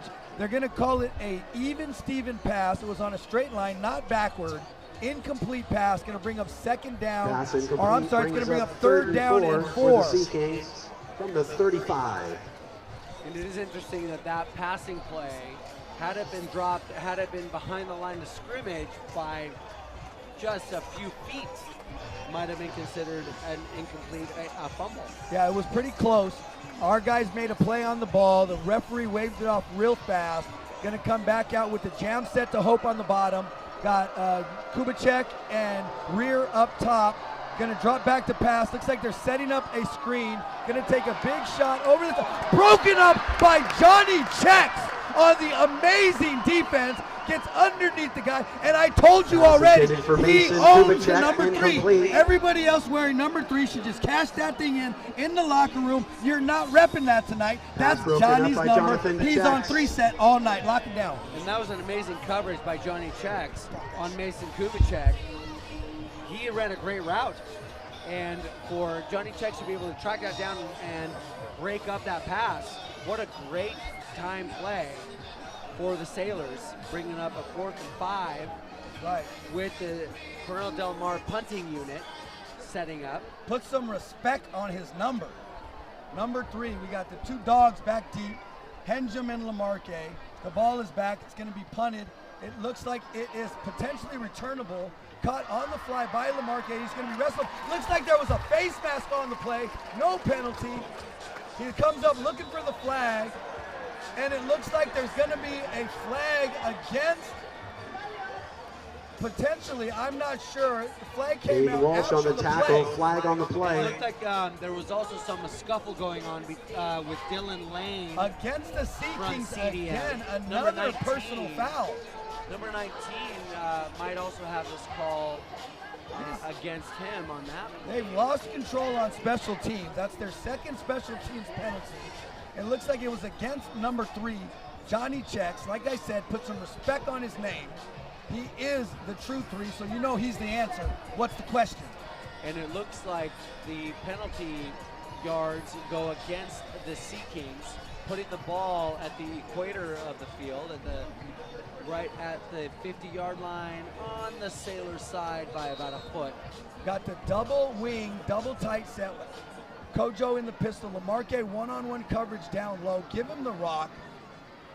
They're going to go ahead and fake the inside run. They're going to go with a high pass. Head jump with an amazing catch. Ball sticks to his gloves, reaches out, yanks it in. Big time pass. Looked like about a 15-yard dig route. Completion, move the chain. On the reception. First down, catches a warning from the Tackled by referee. Aiden And Walsh. senior Aiden Walsh made a good tackle on the play, made contact with him, wrapped him up, brought him down. But after Henjum had got that Timeout on the field. It looks like it's an official's timeout. They're going to have a discussion. Move the chains. First down, Sailors. Kojo throws a bullet across the middle of the field. Henjum snags it out of the air. Pitch and catch. Move the chains.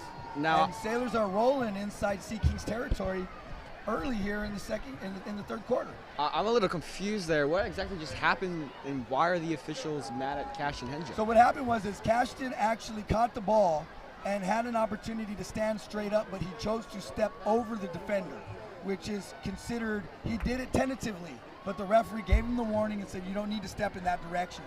It looks like there is a problem over here on the sidelines, the referees are huddled up with Coach O'Shea. There might be some type of problem here on the sidelines. It seems like that, Coach O'Shea was arguing whether or not it was even a reception. It was a little bit tight. But I will say that one of the amazing things about that Sailor defense on this previous play was the pressure exerted by the defensive line on that quarterback. That Sea King defensive line put some pressure on Colton Joseph, who delivered a great pass amongst that speeding, white helmet coming right at him. He did a great job on that. Yeah, that's right. He was unfazed by those defenders, though. You saw that field vision. You saw that amazing pass to Caston Henjum. He's unfazed by the Sea Kings defense so far. There's one thing to be said about, players that play fast and make some plays, but there's another thing when players just see the opponent move a little bit slower. And right now, it seemed like the way that Colton Joseph is playing, that he was just seeing those guys in the powder blue shirts moving a little slower than him, and that gives him a huge advantage. Absolutely.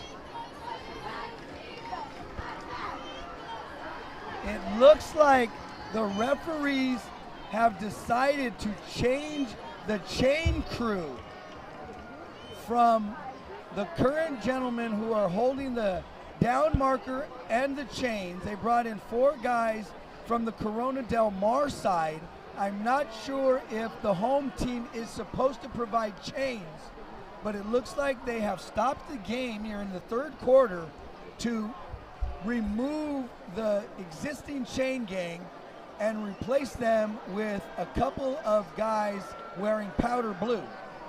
So traditionally, in high school football, it is the home team that does provide the chain crew. There are some instances in which that doesn't happen. That does seem to be fewer in occurrence.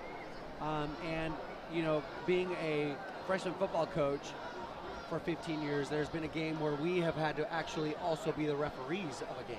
Got you. So, the conglomerate spectrum of possibilities is endless, it seems like. I've been a youth football coach for 12 years. I've seen some wild stuff, but I've never had to referee and coach my own game. You got me on that one. So the reason being is that the chain gang is on the visiting sideline. So then you would need to provide neutral guys, which would be the home team would have to hold those chains so that the officials didn't have basically the same guys that were on that sideline cheering and communicating with their guys. And that's usually what they're trying to prevent, because you're in close proximity to the coaches as well. You could be relaying information. I've been in a situation before where actually the down marker had a headset on and was communicating with the coach across the field and relaying plays out. All right, let's play some football. Out of my mouth. Good old Garden Grove. Wasn't there an NFL team that was accused of doing something like that? I can't remember the name of that I think they won 5 Super Bowls too. Kojo back to pass. He scrambles around the outside, sees the defender. He goes ahead and he's going to throw it out of bounds and live to fight another day. And number 17, Cannon Poley, was putting the pressure on. Kristen Brooks applying the pressure for the Sea It Kings. looked like that blitz was on. They were able to penetrate the backfield. Kojo Brings unable up second and 10 to from the decipher 34. what was happening downfield, forced to scramble out of the pocket, and was able to throw the ball away and line up again on 2nd down and 10. Still, even with that defense pushing in, that was an amazing play by Colton. That could have easily turned into a sack if he didn't have his eyes up. You got that right. He's a big-time player. Almost 6'2", 200 pounds. Runs a 4.4 40. Got great hips, great movement. Looks like a young Matt McConaughey. Heart-breaking, ankle-breaking, touchdown-making. That's my kind of guy. As Peyton Irving drops the shoulder, barrels in for 7 yards, picking up a nice gain on 2nd down, going to bring us up to a 3rd down and 5 situation, which would normally we could call that 3rd down and manageable. And let's see what the play caller is dialed up from the OC and the HC over there on the harbor side. And with the ball being Ryan placed on the Nielsen. seeking 30-yard line, Going to bring the up Sailor 3rd and offensive 5 coordinator from the has 30. some options of different plays that he can play. Well, here's a set we haven't seen tonight. I've seen it on the season, but we got our two best guys down low. They're shadowing Lamarque back at 10, Henjum back at 10, giving us everything underneath. Quick pop screen. Oh, and they go with the inside run. And it's going to be a loss of 2 yards, well read by the Sea Kings defense. I don't want to question the call, but when you got two of the best receivers in the county lined up outside edge, one-on-one coverage at 10 yards, you got to throw one of them the rock and let him make a move. And number 17, Cannon Pole. Peyton Irving on the carry. Big stop by Brady Sarkeesian. Bring up a fourth and Brings up fourth down. for the Sailors, who are bringing. They're going for it. Let's make some noise. With trips to the left-hand side, a tight trips set, wide receivers on the left-hand side of the offense with a single receiver on the right. Timeout Sea Kings. Looks like we lined up in a 3-bunch set down low. I don't think they Timeout had on the the field, right CDM. defense for the offensive set. They're going to go ahead and call a timeout, fix the defensive assignments, and come back out and try to defend this fourth down.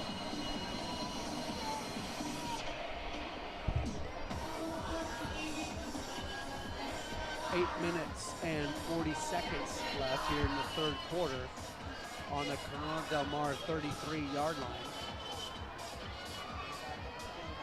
Both Bayside units are getting their soldiers on the field ready for the next battle here going on at Davidson Field. We got 8:40 left in the third quarter, 14-14. Sailors are stalling out on their drive. We have converted earlier on fourth down. Let's see what we can get figured out here inside All of right. 4th and Sea King 7. territory. We're back in the bunch Let's set. make some 3 down low, noise. 1 up high. Looks like, is that Irving in the backfield? Kojo 5 yards deep in the shotgun. The snap is back. Kojo back to pass. And the ball is underneath, broken up. Almost picked off by number 5, Oliver Ayala. Breaks up that pass. And the Sea Kings take over. 1st and 10 from the Kojo 33. threw the ball on the post inside.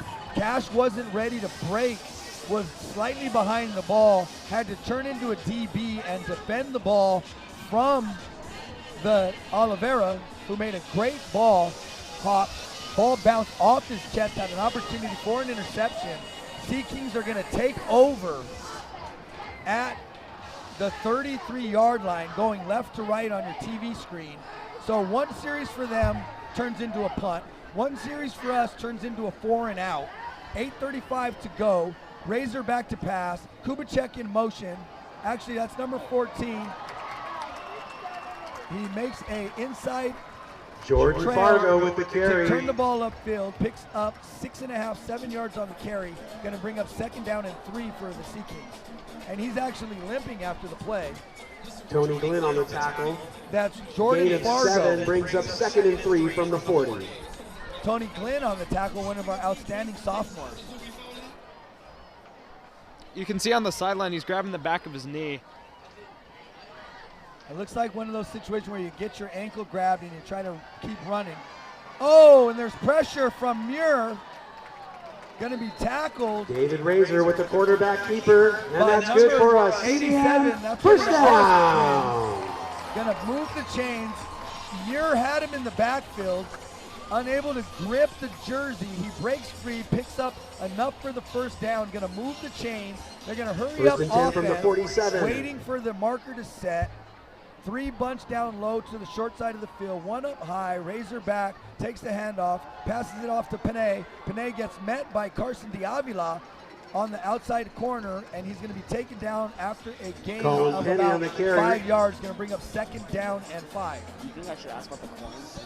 So it seems like the Tackled by Sailor Carson defense Diavila. is putting more 5 most of yards that on the pressure play on brings a up 2nd and level. 5. First level being the defensive line. That second level of linebackers and dime and nickel players are expected to be making these plays and putting the pressure on the Sea Kings to be successful play after play after play. That's tough to do offensively. Twins left, Hoke in motion.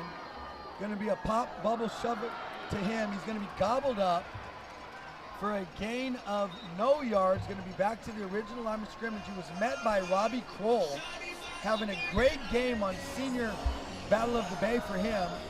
He's been a part of this 4 years, trying to leave with a victory tonight. Absolutely, and Tanner Muir helped build that house with Robbie Kroll. Cooper Hoke on the carry. Gain of 1 brings up 3rd and 4. Ball carrier, bringing up a 3rd and 4 on the left hash of the offense. Looks like the Sea Kings are setting up a trips formation to the right-hand side with bring up number 81, Zach Giuliano, as a tight end. They're back in that double set, double wing, 2 down low, 1 up high, Razor all alone in the backfield. Here comes the pressure from Muir. He's forced outside the pocket, and he's going to be hit. And the ball comes out, and it's forced by Tony Glenn, the sophomore. There's a scramble on the ground. He leveled the quarterback. The ball came out. Sea Kings pointing in their direction. Sailors pointing in their direction. I think that's the hardest David has been hit today, honestly. And it looks like the Sea King is still struggling to get up here after a big tackle by Tony Glenn. Coming up from the secondary position to lay that hat. Johnny Checks was on the bottom of the pile. Him and David David Razor with both the quarterback keeper. That's good possession for of the ball. a CDM first Go ahead and down. move the chains. And he was rocked. You're right. That's a hard hit right there. Yeah, but he got up from it. That's grit from Mr. Razor. He's a tough guy. We already established that right before half. And what a great way to force a fumble, too. I mean, we definitely had the opportunity there, didn't get it, but if there's been anything that's been absolutely phenomenal in this game, it's been the defense for both sides. The key just building this tenacity that the offense has to form in order if they want to win this game. Tony Glenn, one of those outstanding sophomores, number 17. I'm partial to that number. That was my first ever football number. Good old number 17. Absolutely. Razor The takes Sailor the defense snap. drops back. Caught. Pass is caught with 1 yard. Mason Kubicek. Marker. Caught by number 3. Mason Kubicek. Mason Kubicek. Thank you. Flag on the play. That was a big throw by David Razor. He was on the right hash. He threw it all the way across the field. Ball spent a lot of time in the air. Our tallest defender, Jacob Carlone, with that huge reach, unable to knock the ball off the trajectory. The bottom fell out, and Kubicek was able to meet it at its high point, touchdown, inbounds, drag his feet, and go ahead and slide out of bounds. Going to bring up a 2nd down and short. There's actually a flag at the bottom of the field that looks like it could be somewhere around offensive wide receiver type of holding. They're going to go ahead and pick the flag up and wave it off.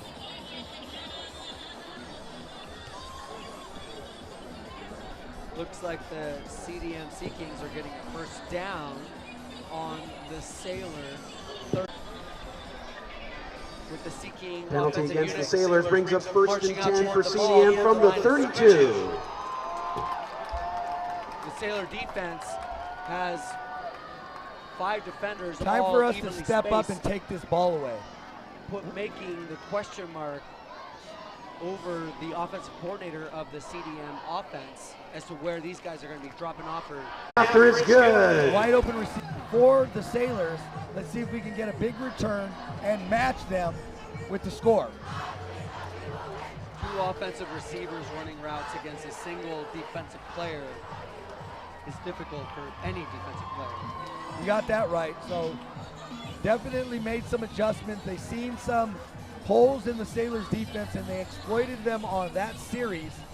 Able to convert. We did not help ourselves. We got a couple of penalties to give them some easy first downs. Lamarque and Diavila back for the return. Sea Kings ready to break.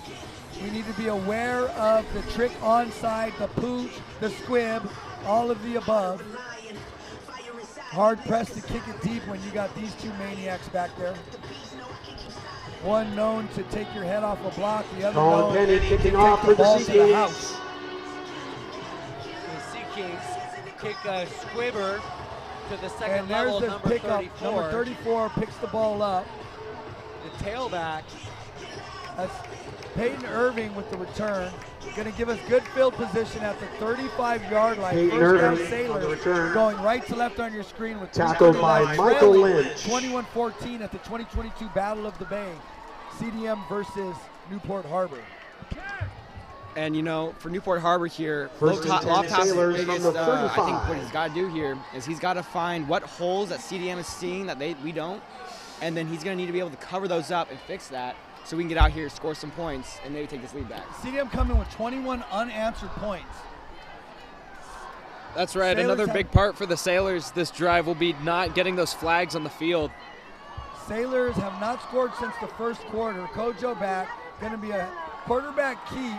He's going to run around the outside edge for a pickup of about 4 yards. We're going to go ahead and line up on 2nd down and 7 at the 37-yard line. Second down. So we've definitely been here plenty of times this season. We've played from behind, we've come from behind, we've won from behind. So not a position where we are anywhere afraid of. We have the calls, we have the ability, and I feel very confident with the execution status of these boys. It's going to be an outside run to Peyton Irving. He's going to be tackled by the CDM defender, number 9. And that's going to be Christian They can't Brooks, catch him on the carry. junior linebacker. Bringing up a 3rd and 7 for the Sailor offense with a trips unit lining up to the left-hand side. And they did go for a weak side run on that play. With the Sailors coming back out on that same set, it seems like the CDM Sea Kings are deficient on the 3 receiver side. We'll see what the offensive call is. Got here. all the outside edge. If I would run this inside receiver. Caught by Tommy Robinson. He's going to pick up the first down. Great conversion. Use LaMarque as a decoy inside. Run a backside hook pattern. Reception to by Tommy Robinson. At the marker. He catches Grant the ball. Schreiber on with the enough tackle for yards the to Sea get the Kings. first down. Runs Brings for up about 1st and another 10 3-4 yard gain. Move the from the chains. 49. First down Sailors at the 49-yard line, and now we're in business. Let's get busy. What a great route and what a great catch by Tommy Robinson on that play. His hands coming up, his eyes focusing in on that ball, ripping it, boom, first down. What a great play. Senior receiver's been outstanding. Had an amazing catch against Los Alamitos. Went up high, took the ball out of the air. Amazing photograph captured by Jennifer Brennan Photography. We're fortunate to have her amazing eye out there. As we bang inside, looks like Robbie Kroll. Oh, Robo himself. Number 33 with the fullback carry and barrel. And he's going to pick up a solid, that's a big pickup Robbie of about Crowell 5.5, carry, 6 tackled by yards. Christian Gonna bring up Brooks. 2nd Brings down up 2nd and 4. And that was a great pair of blocking right there by Daniel Flores, number 63, and Carter Gomez, number 66, really opening up that hole for Peyton to run through for 5 yards. Couple of Coach Zoe's babies. Great run by Kroll again. He's going to go ahead and lower his shoulder, follow his defenders, pick up 10.5 yards, move the chains. First down Sailors at the 39-yard line. Thomas running Telesco right on the behind tackle both for of the those Sea gentlemen, Kings. Flores and Gomez. Both of those are some of Coach Zoe's babies. They actually never played on the same team together, but they both played for me during their youth careers. Two amazing lifelong linemen. Getting some glory tonight by opening up that edge and giving Robbie that space to run. And what a great downhill run by Robbie Kroll there. Henry, I know you appreciate that downhill running like that, brother. Absolutely, but none of that can happen without the linemen. Those are some amazing blocks for the outside. That's a real team player right there. Shout out his linemen, because he knows those are the dogs in the trenches going to put in that work. Kojo back, fakes the pass, takes a shot over the top. Almost intercepted. And it was overthrown. By number 21. Not a great Grant pass Schreiber. and connection by him and LaMarque. It looks like a little miscommunication. They weren't quite sure where the one or the other was going to be. and the ball actually is batted away by Lamarque from the defender. Pass intended for Turned into a Josiah Lamar. defensive back, which is one of his Broken strong up by suits. Grant Great Schreiber. DB. Brings up 2nd and 10 for the Sailors Gonna from the live to fight 43. another day. And it was not only Grant Schreiber on that, it was also Thomas Telesco covering, double covering The receiver machine on gun, that Tommy T. Inside run. Irving makes a backside cut to Peyton the Irving on the opposite carry. side. Barrels through the line, picks up 1 yard, going to bring up 3rd down and long at the 37-yard line. Tackled by of the Brady Sea Kings. Sarkeesian. Sailors Short looking gain on the to play. convert Brings up 3rd on and 8. another long 3rd down here with 7 seconds left. It looks like we're going to run out the clock to the 4th quarter of this 2022, the 61st annual Battle of the Bay. Looks like the ball is going to end up on the other 37-yard line. This time still heading in the direction of the CDM end zone. But this is definitely And that's the end of the 3rd quarter. Was expected. Crosstown rivalry game. Sea Kings lead 21-14. 12-minute quarter left with the Sea Kings leading the Sailors by 7 points.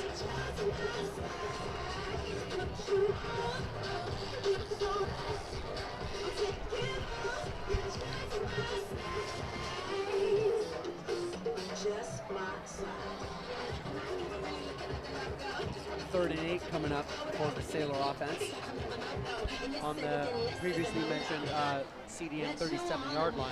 This end zone has actually been very productive for the Sailors in the last 2 years. We've scored a lot of touchdowns on this side of the field. Lamarque and Henjum both spent a lot of time down there in Pater. Colton has scored in this end zone twice over the last 3 weeks. He's lined up deep with Carson Diavila in the backfield. Behind him, Lamarque, Robinson, and Fiegel up top. Cash Money Mania down low. Kojo back in the shotgun set, awaits the ball on 3rd down and 9. Moves the running back up top right.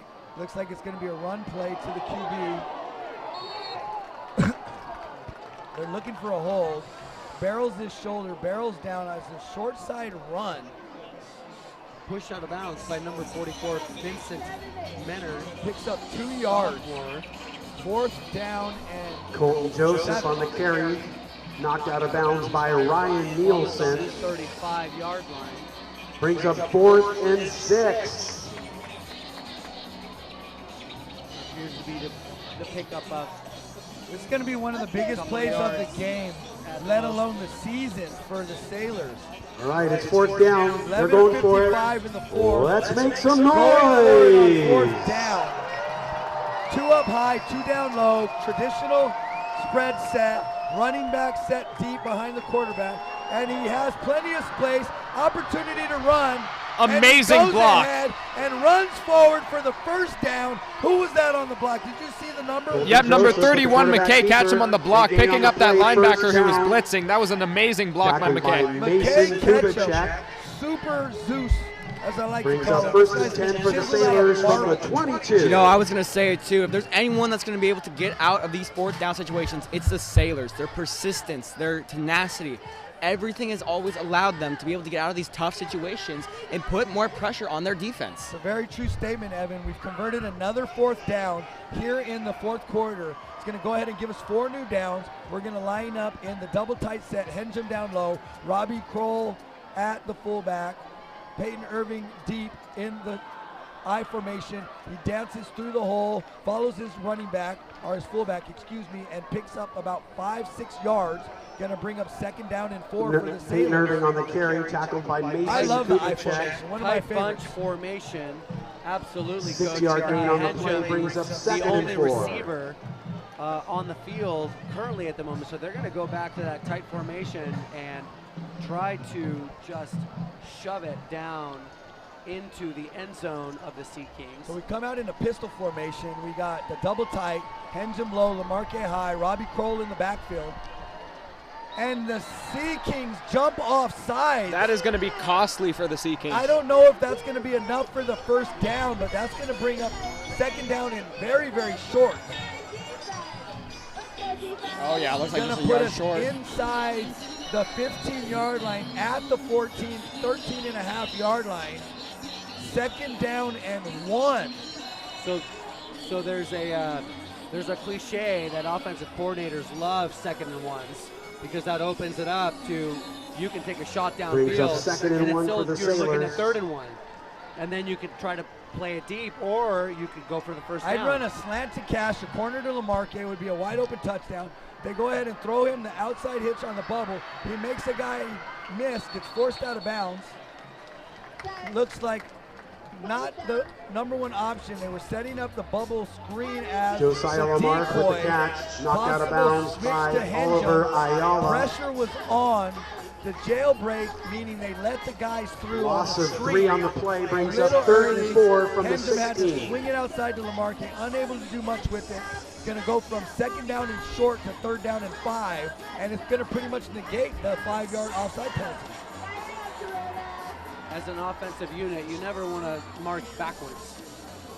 But sometimes when you're looking at a little bit more space from the line of scrimmage into the end zone, sometimes it does widen out the realm of plays that you can call when you have a little more space, as opposed to being punched in. Pete Lofthouse had to rush out and call a timeout. Looks like we were going to be in a delay of game situation. Timeout, Newport A Harbor. little bit too much time with the play call. I'm okay with the timeout here. It's going to save us 2 remaining. Let's gather our thoughts, design the correct play, and convert this third down. The Sailors really need this one with about 10 minutes left in the fourth quarter. This is definitely a key drive. We need to convert this third down, punch this thing in, tie this bad boy up, and bring that defense out here to do what they do and punch them in the mouth. Now, Coach, if we do score on this drive, do you think the Sailors are going to go for the 1 or the 2-point? Looks like the Sailors are going for it. Well, they don't have any other choice but to go for it. I don't see kicking as an option here. That's right. We've converted All right. 2 or 3 Fourth fourth downs down. already. They are going for that tight Let's bunch. make some noise. They have the slant open to Lamarque all day if they wanted it. And you know what? We've been in this situation before. Oh, and the flag on the play. And they hit us with a delay of game. It's going to bring up Looks about like 4th delay of and game 9. against the Sailors. And there we go. I would like to say we're shooting ourselves in the foot, but from previous weeks, we have no feet left. It'll be interesting to see if the Sailors come out with their tight bunch run formation set, which it appears to be, with Brings up 4th and Henjo 9. being the only receiver being flanked out on the right-hand side. Heavy uneven formation to the right-hand side, fakes the handoff. Colton Jackson Run it. jukes a tackle. He's running close to that first down. Gets tackled by the Sea Kings. And it's Mason Kubicek. Mason Kubicek makes the ankle-grabbing tackle. Trips up Colton as he And the Sea scrambles Kings around. take over 1st and 10 from the Just 18. short. Sea Kings take over. It's going to be a 4 and out for the Sailors with 9:47 left, trailing by 7. Let's see what the defense can do here. The defense has to come up big with something, because if not, the Sea Kings are definitely going to try to run out the clock with the lead here. The Sea Kings are going to take a shot downfield and go for the jugular. That's what they do. You know what? I think it's very possible here that the Sailors can do something to get this ball back, because we have had phenomenal defensive players like Billy Ridley, Garrett Emerson, people who are going to be able to put the pressure onto their team and really Talking about Boom, makes a big fast read, makes a great strong tackle, bringing down that receiver on that quick screen for a loss of, it looks to be placed at about a 2-yard loss, 1-yard loss, excuse me. And I apologize, to your point. And I just have to jump in there because Garrett, Jack who we Roots were on the talking reception. about, made that great play. Garrett jumped the bubble screen. Garrett Boom Emerson goes on the the tackle dynamite. for the Lights Sailor. up. Brings up Helmet, second and shoulder 11. pads directly to the gut of the defender. 2nd down and 11. Number 13 in motion. Quarterback keeper. He's going to dive over a man, dive forward for a pickup David of Razor, the about quarterback keeper. 3.5 yards. 3rd down and 7 for the Sea Kings at the 25-yard line. Robbie Crowell on Going the right tackle to for left the on your Sailors. TV screen. This is a Brings big-time up 3rd down 3rd for and the 7 Sailors. for Need to the get Sea a good Kings shutdown from right the here. 22. And that was a great tackle by the three amigos of Johnny Chex, Carson Diavola, and Robbie Kroll as well. I sense some pressure right now. Alexi Papa George hasn't made a play. I'm calling his number. I'm calling Jerzek's number. Those two guys are going to penetrate, give us something up front. And there's the pressure. And it's complete to Number Kubicek. 3, Mason. And it's Mason Kubicek. Play on the ball. Unable to make a Billy Redley on the tackle and brings up a CDN. First down. Kubicek from Razor going to move the chains, bring up a 1st down and 10 from the 34-yard line. 1st down, Sea Kings. So the one pressure that the Sea Kings do have is that they have to continually get 1st downs if they want to continue to run down this clock. And the Sailor defense has proved to be tough. Hand off to Panay. He rumbles forward. And it's Colin Penny. Johnny Chex going for Johnny the Colin Penny dragging Sailors down the field. Johnny Chex, David Carlone, Tanner Muir, Garrett Emerson. He picks up 7. He picks up actually 9.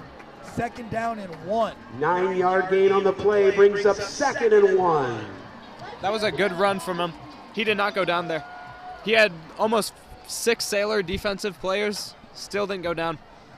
Yeah, Penny's a tough dude. That was a big-time run, tackling him up high. Unsuccessful taking him down. He did a great job protecting that ball. Quarterback sets it back to pass, long Take a pass. shot down the field. With Garrett Emerson trying to block that pass. Looks like Russell Weir had Russell Weir of our guy. Against Garrett Should be Emerson. offensive pass interference.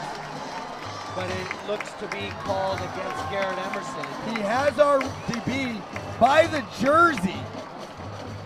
And Garrett is pleading his case with the side referee who threw the flag against him.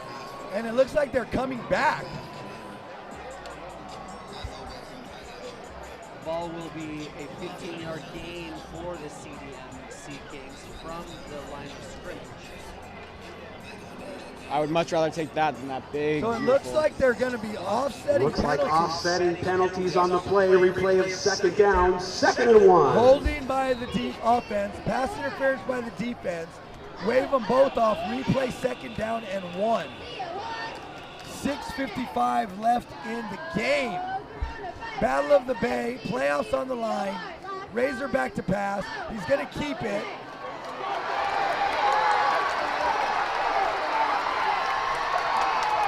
Billy Ridley runs him down, tackles him. David Razor. Around the 5-yard line. Big hustle play. Billy Ridley on the tackle for the Sea Kings, and a huge one from David Razor. After it looked like Jacob Carlone was blocked in the backfield, and that's what released that quarterback on the big gain. David Razor. That was a lot of open field for David Razor where he could just run free. Luckily, we caught up to him right around the goal line, but that could have been a big play. Back to Billy Ridley, who's making the play, breaks up the pass. Pass intended for Cooper Hogue. Pass intended for Cooper Hogue, incomplete. Billy Ridley makes a great play on the ball. Both him and the defender had each other locked up. Referee lets him play. Would have been a great opportunity to take the ball away and end this drive. We're going to have one of our best defensive stands of the year to go ahead and shut down the Sea Kings inside the 6-yard line. 6 minutes left, trailing by 1. A touchdown here would be detrimental to the Sailors. Empty The backfield. ball is Big over snap. his head. Number 18 throws the ball back to Billy's side.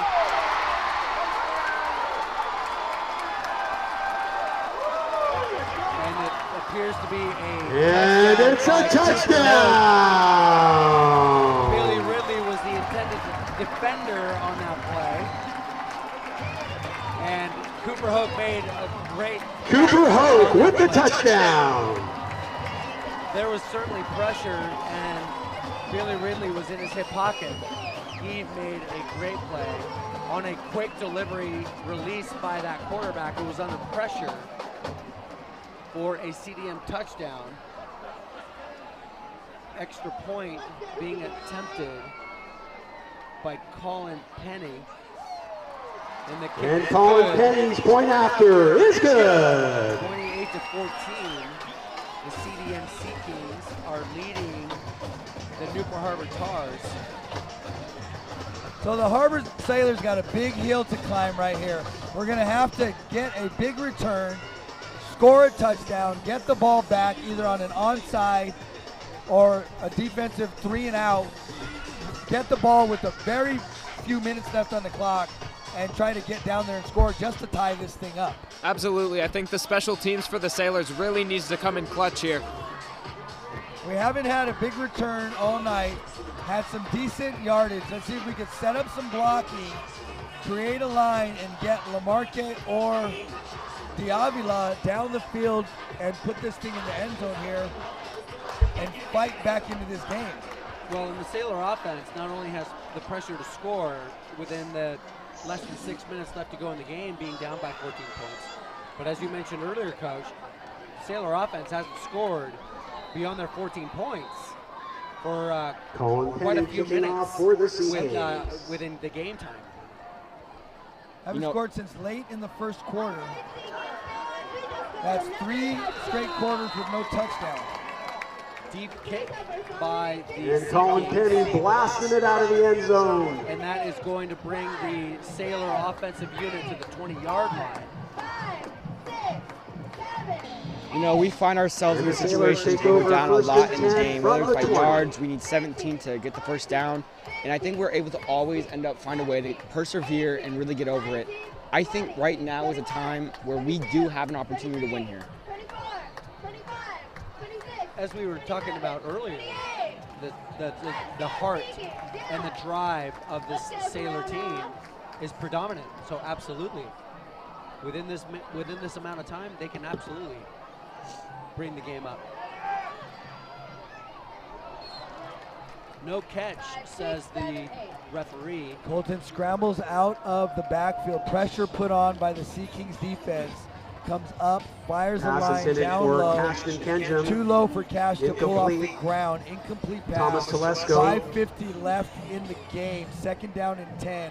Trailing by 2 CDM scores. brings up 2nd and 10. Come out, break the huddle. 2 receivers down low, 2 receivers up high.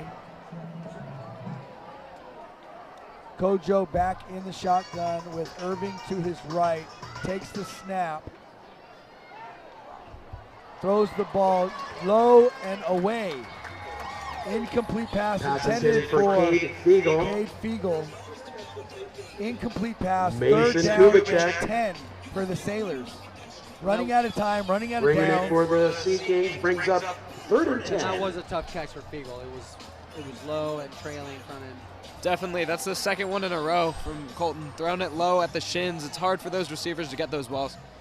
Yeah, definitely got pressure coming from the top around the outside of the tackle box, forcing him to collapse inside the pocket, not really where he wants to be throwing the ball. Double stack set for the Sailors as they're looking at 3rd and 10 with the tailback motioning to the left-hand side of the quarterback. Big throw, big catch. Complete to Tommy Robinson for the 1st down. Takes a big shot in the back. Tommy Robinson holds on the on to the reception ball, for the moves Sailors. the chains. 5 minutes, 36 seconds left in the game. Mason Kubicek in on the tackle for the Sea Kings brings up a Sailors Quick 1st breaks the down, huddle. 1st and 10 from the 32. 3 down low, Lamarque up high in ISO. Irving back, he's looking to his right, looking to his left. Finds an opening. Sees The Fiegel. reception. Fiegel gets the reception there and is running. past Goes ahead and the 50-yard line into the CDM. Cade Beagle on the catch for the Sailors. Line. threw the ball over 3 defenders, just like a little hop jump shot. Ball drops down, Beagle makes the catch, moves the chains, makes a Grant couple Schreiber in guys the miss. tackle. First down and 10 from the 47. Kojo back to pass, doesn't look like we got set. False start, move us back 5 yards, 5 False minutes start left in against the game. Sailors. Down by 14. 5-yard For the penalty brings us 2022 first Battle and of the Bay. 15.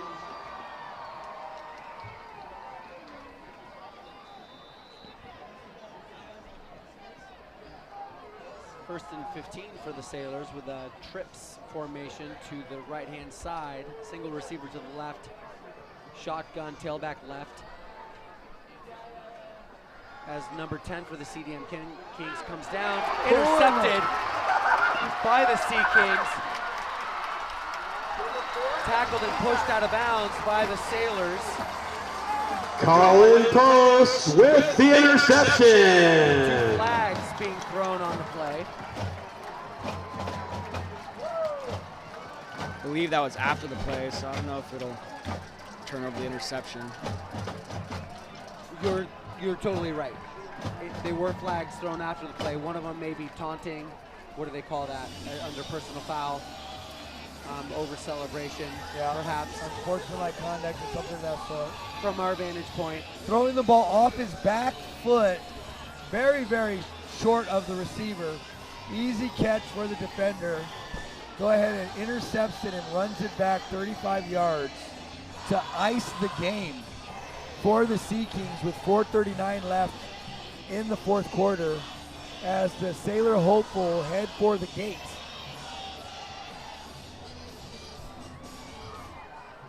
So less than 5 minutes to play here.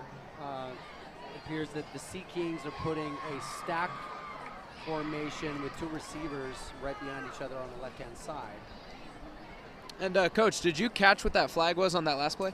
I didn't see what it was, but it looks like they did not march anything off yet. I don't think they are. It looks like they are aiming in the direction of the Sea Kings, and there goes the referee. There's 5, there's 10, and there's 15. So it looks like, yes, could be taunting, unsportsmanlike conduct against the Sea Kings. And they're going to go ahead and take over there. First down and 10 from the Sailors' 33-yard line. And they're already knocking on the door of the end zone. Maybe that penalty can be the start of something here that can maybe get us back into this game. Maybe, that could be a one kind of play thing where they have the ball, we can get it back right away. Kings brings We up need a first and big-time 10 from turnover the right now 33. and a score to even have a legit shot with few minutes left. Empty backfield, double wing, shotgun, throwing deep in the direction of Johnny Checks, who is there to break up that play. The pass is intended for number 8, Russell Weir. 2nd and 10 on the offensive drive. So they take a shot downfield. Looks like they're not going to take their foot off the gas. They come out with 2 down low, double wing, Razorback at 6. 4 minutes and 33 seconds. Takes the snap, and it's going to be a QB keep. Quarterback is primarily tackled by Jacob Jurcic. Tackled by Carson Diavila and Jacob David Jersey. Razor on the quarterback keeper. 3rd down and 7 for the Sea Kings. 4:10 left in the game. They're looking to the sideline for the play. Call comes in. 2 receivers up high to the right, 1 down low. Looks like CDM's head coach is having some words with the ref on the sideline. He wanted a penalty for roughing. He's going to go ahead and run his quarterback again. He's going to keep getting hit. And it's David Razor with the quarterback keeper one more time. Picks up a good gain of about 5.5 yards. Going to bring up 4th down and short. Tackled by And the Carson wingback, number 7, Deavila. Colin Penny, did a good job of pulling and wrapping around the offensive line front, right around the C gap there to kick out that linebacker to open up that hole for the quarterback. That was a well-designed play. 4th down and short. Timeout Sailors. 3:40 Timeout left on in the the field. game. There's still time on the clock. If you play Madden, then you know there's time on the clock. 3 minutes and 40 is not much. I think we can go ahead and get the ball back on a stop here. We'll take a big-time bomb to Henjum or Lamarque, kick the conversion, down by 7, onside kick. Great kick from Fernie Mancia. He'll go ahead and he'll bang that thing out. We'll recover it, take another shot, and run out of here with a tie. Or go for 2 at the end with no time left on the clock and walk out of here with that trophy. So let's keep the hopes up high. Let's go ahead and first things first, let's get the stop right here on 4th down just so we can get the ball back in our offense's hands. Absolutely, you always got to keep that hope. That provides that beam of light that you're aiming for, but then you always have to focus as well simultaneously on the present moment, which, as you mentioned, Coach, is this play. This is a big-time play, 4th and short. The Sea Kings pushing into Sailor territory. If they get this first down, it will be tough for the Sailors to accomplish all of those things that you just mentioned, Coach, which Now, are absolutely a possibility. Has there ever been a tie in Battle of the Bay history? I'm not sure if there's been a tie. I don't think so. The record is 38 and 22, so no ties. Now, what happens to that trophy if there is one? I'm curious. He's double marked, and the pass is incomplete. He's pushing off again. Haven't been able to get a call from those refs. He's been very active over there. Sailors are going to take over with 3:31 left in the game at Pass intended for Cooper Hogue, incomplete. 27-yard line. And let's see what they can do with 3:31 Tony left on Glenn the clock. defending for the Sailors. One play at a time. Absolutely, and I think one of the key things that CDM can do wrong here is underestimate those Sailors. They have a good hold on the scoreboard right now, but if they start getting overconfident, start letting their guard down, the Sailors can punch back really soon. That's very, very true, Henry. That's a great statement. Do not underestimate the heart of a Sailor. Timeout, Corona Del Mar. Looks like they want to make sure that they have the right defensive alignment. Don't want to give any mismatch opportunities to the Sailors, who have been held at bay since since late in the first quarter. Been shut out the remaining portion of the game. Not very much success. We haven't seen a lot of Henjum or Lamarque in the second half. Nothing inside. Not a lot. I don't think we've seen a lot of much in the second half from the Sailors. All of it was in the first quarter. While the Sailor offense has been able to march the ball downfield, they seem to not be able to actually put it in the end zone for one reason or another. So now the pressure is on for this offensive unit to score a touchdown on this series with 3 minutes and 31 seconds left to go in the game. Showing blitz, the Sea Kings drop back. Caught at the 30-yard line, and looks like Henjum is out at the 30. Ashton Henjum on the catch for Kojo the scrambles Sailors. for his life, does a little spin around, forces outside the pocket, fires it outside to Henjum. Henjum makes a stabbing catch and gets out of bounds after a pickup of 7. Going to bring up 2nd down and 3 at the 33-yard line with 3:23 left in the game.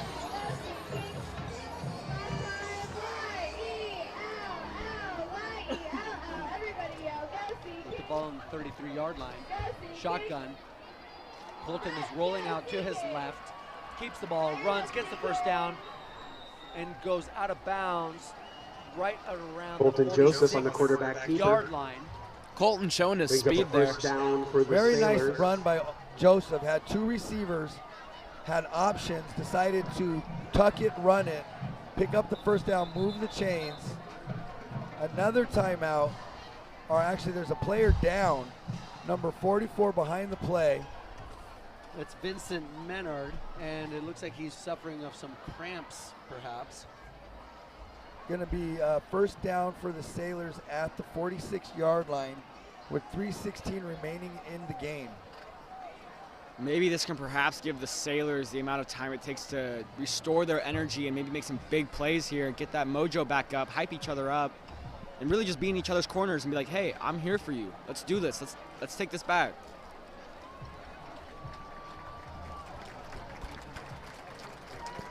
Looks like Vincent Menard is walking off the field on his own accord with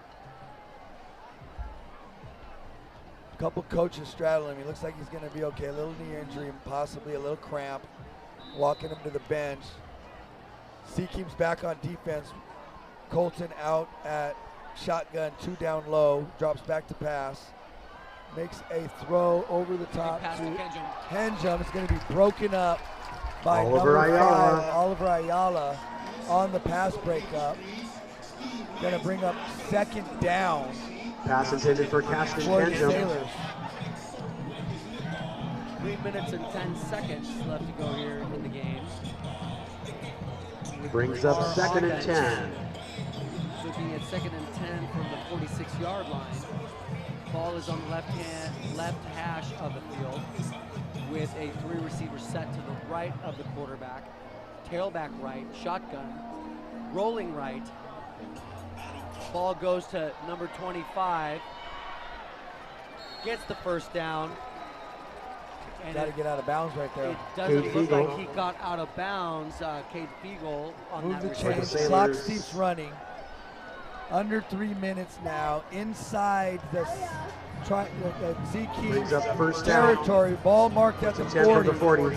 3 up top to the left. 1 down low to the right. Kojo takes the pass. Ball is the pass is broken up Pass intended for Caston Kenjum. by number Incomplete. 29.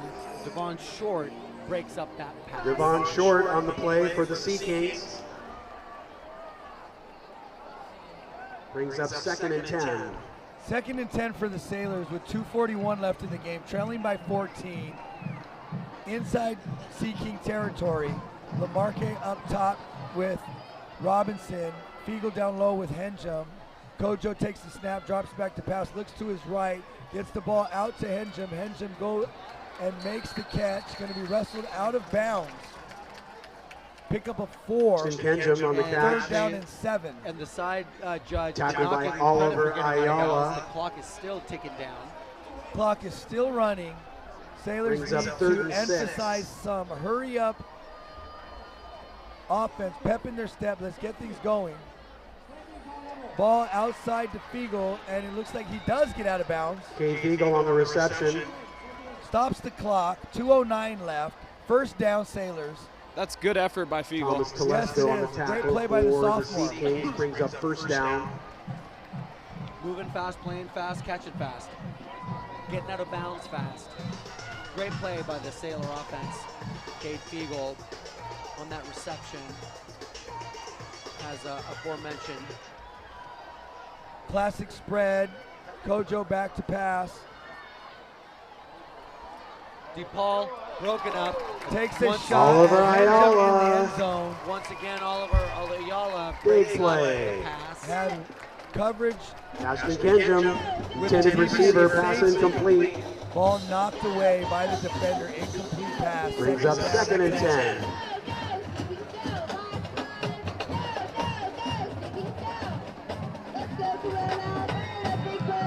Time running low for the Sailors.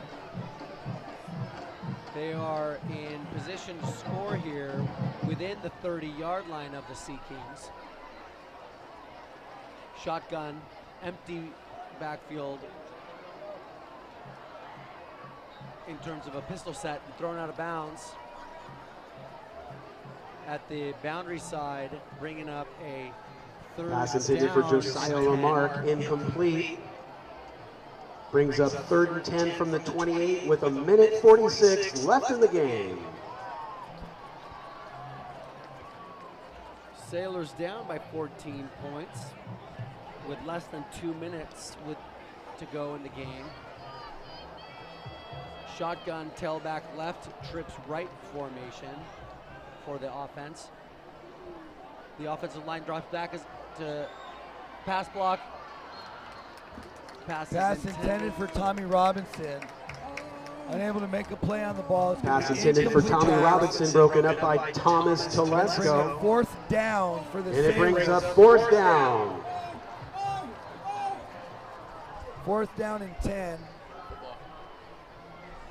From the 4th and 10 for the Sailors from the 28. Big offensive play coming up here for the Sailors. Looks like they got a dig route called.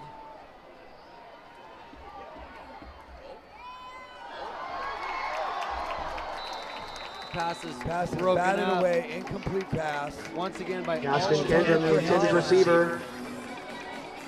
Breaks up that pass. Almost picked off by Mason Kubicek. Brings up 1st and 10 for the Sea Kings with 1:32 left in the game. Retrieve possession of the ball offensively with just about 1:30 left to go in the game.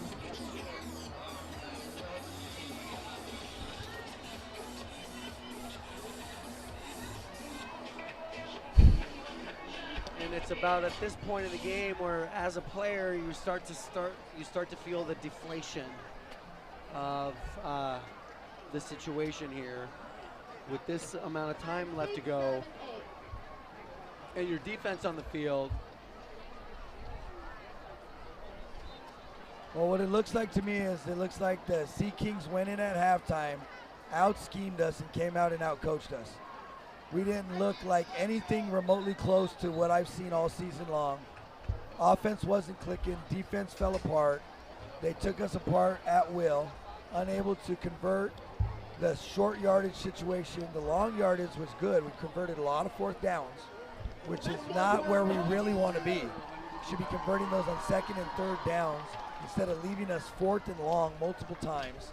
It's going to be a timeout on the field. 1:25 left in the 2022 Battle of the Bay. Sailors trail 28-14 with 1:25 left in the game. Now, I couldn't agree more, Coach. I feel like at halftime there was a big mentality shift. I know Lofthouse was telling the players, get those flags off the field. We can't have these small mistakes that cost us big. And they came out 2nd half. That didn't happen. Those flags stayed on the field, and I feel like that really cost the Sailors and the Sea Kings tonight. Well, the Sailors fought valiantly, as they usually do, unable to have the success that they would want in a Battle of the Bay. The Sea Kings are going to go ahead and pick up their 10th victory in a row. Sailors having their best opportunity over the last 3 years to knock them off the block without success this evening. It's going to bring the Sea Kings to 23 victories in the series. And their 10th in a row. And their 10th in a row. Razorback going to take a knee, victory formation. Clock's going to go ahead and run down on the Sailors tonight at Davidson Fields. With the sellout crowd of the Sailors and the CDM Sea Kings starting to walk toward the parking lots, the Sailors seem to be unable to stop the loss from coming upon their record. Less than 1 minute clicking down. And the home side belonging to the Sea Kings this evening seems to be victorious over the Newport Harbor Sailors. The clock's running down inside 40. They're going to take a delay of game. Going to go ahead and move them back. You know, something I am very happy about this game is our student section. They came out, they supported. I would say we definitely had a better student section than CDM this year. They fired all night long and they were ready to go. They kept it going, kept the energy up. Unlucky for us, it didn't translate on the field into points. They definitely had the cooler lighting section within the crowd. 38 seconds left to go in the game after the delay of game penalty. 3rd down and 26 for the Sea Kings. And victory formation comes out. They take a knee. And it looks to be like, as time is clicking down below 25 seconds, the Sea Kings are crowned victorious in this Battle of the Bay 2022. CDM football fans, let's celebrate a decade of victories! 10 straight for the Sea Kings! And as much as the appealing was for the crowd not to rush the field, after 10 consecutive years of victories, it seems like this was a forum that could not be contained. Big cheering on the field. You know, go ahead and call it a victory for the Sea Kings tonight in the 61st Battle of the Bay. They're going to retain the Master Mariner Trophy. They're going to go 7-2 on the season. It's going to bring the Sailors' record to 5-4 on the season. CDM football fans, let's hear it. Round of applause for our boys. Go ahead and line up next week against Huntington Beach. The Sea Kings are going to battle Edison next week over in, actually at home. And we're going to go ahead and we're going to call it a night. For my 2 student co-hosts, Henry Slater and Evan Norsoff. For my main man, Coach Oscar Casanze, I'm Alonzo Lamarque. Thank our man in the back on the production, John Hoist, for everything he does. And we're going to go ahead and sign out from TarTV. Thank you all and have a wonderful evening. Thank you, everybody. Have a good night, everyone.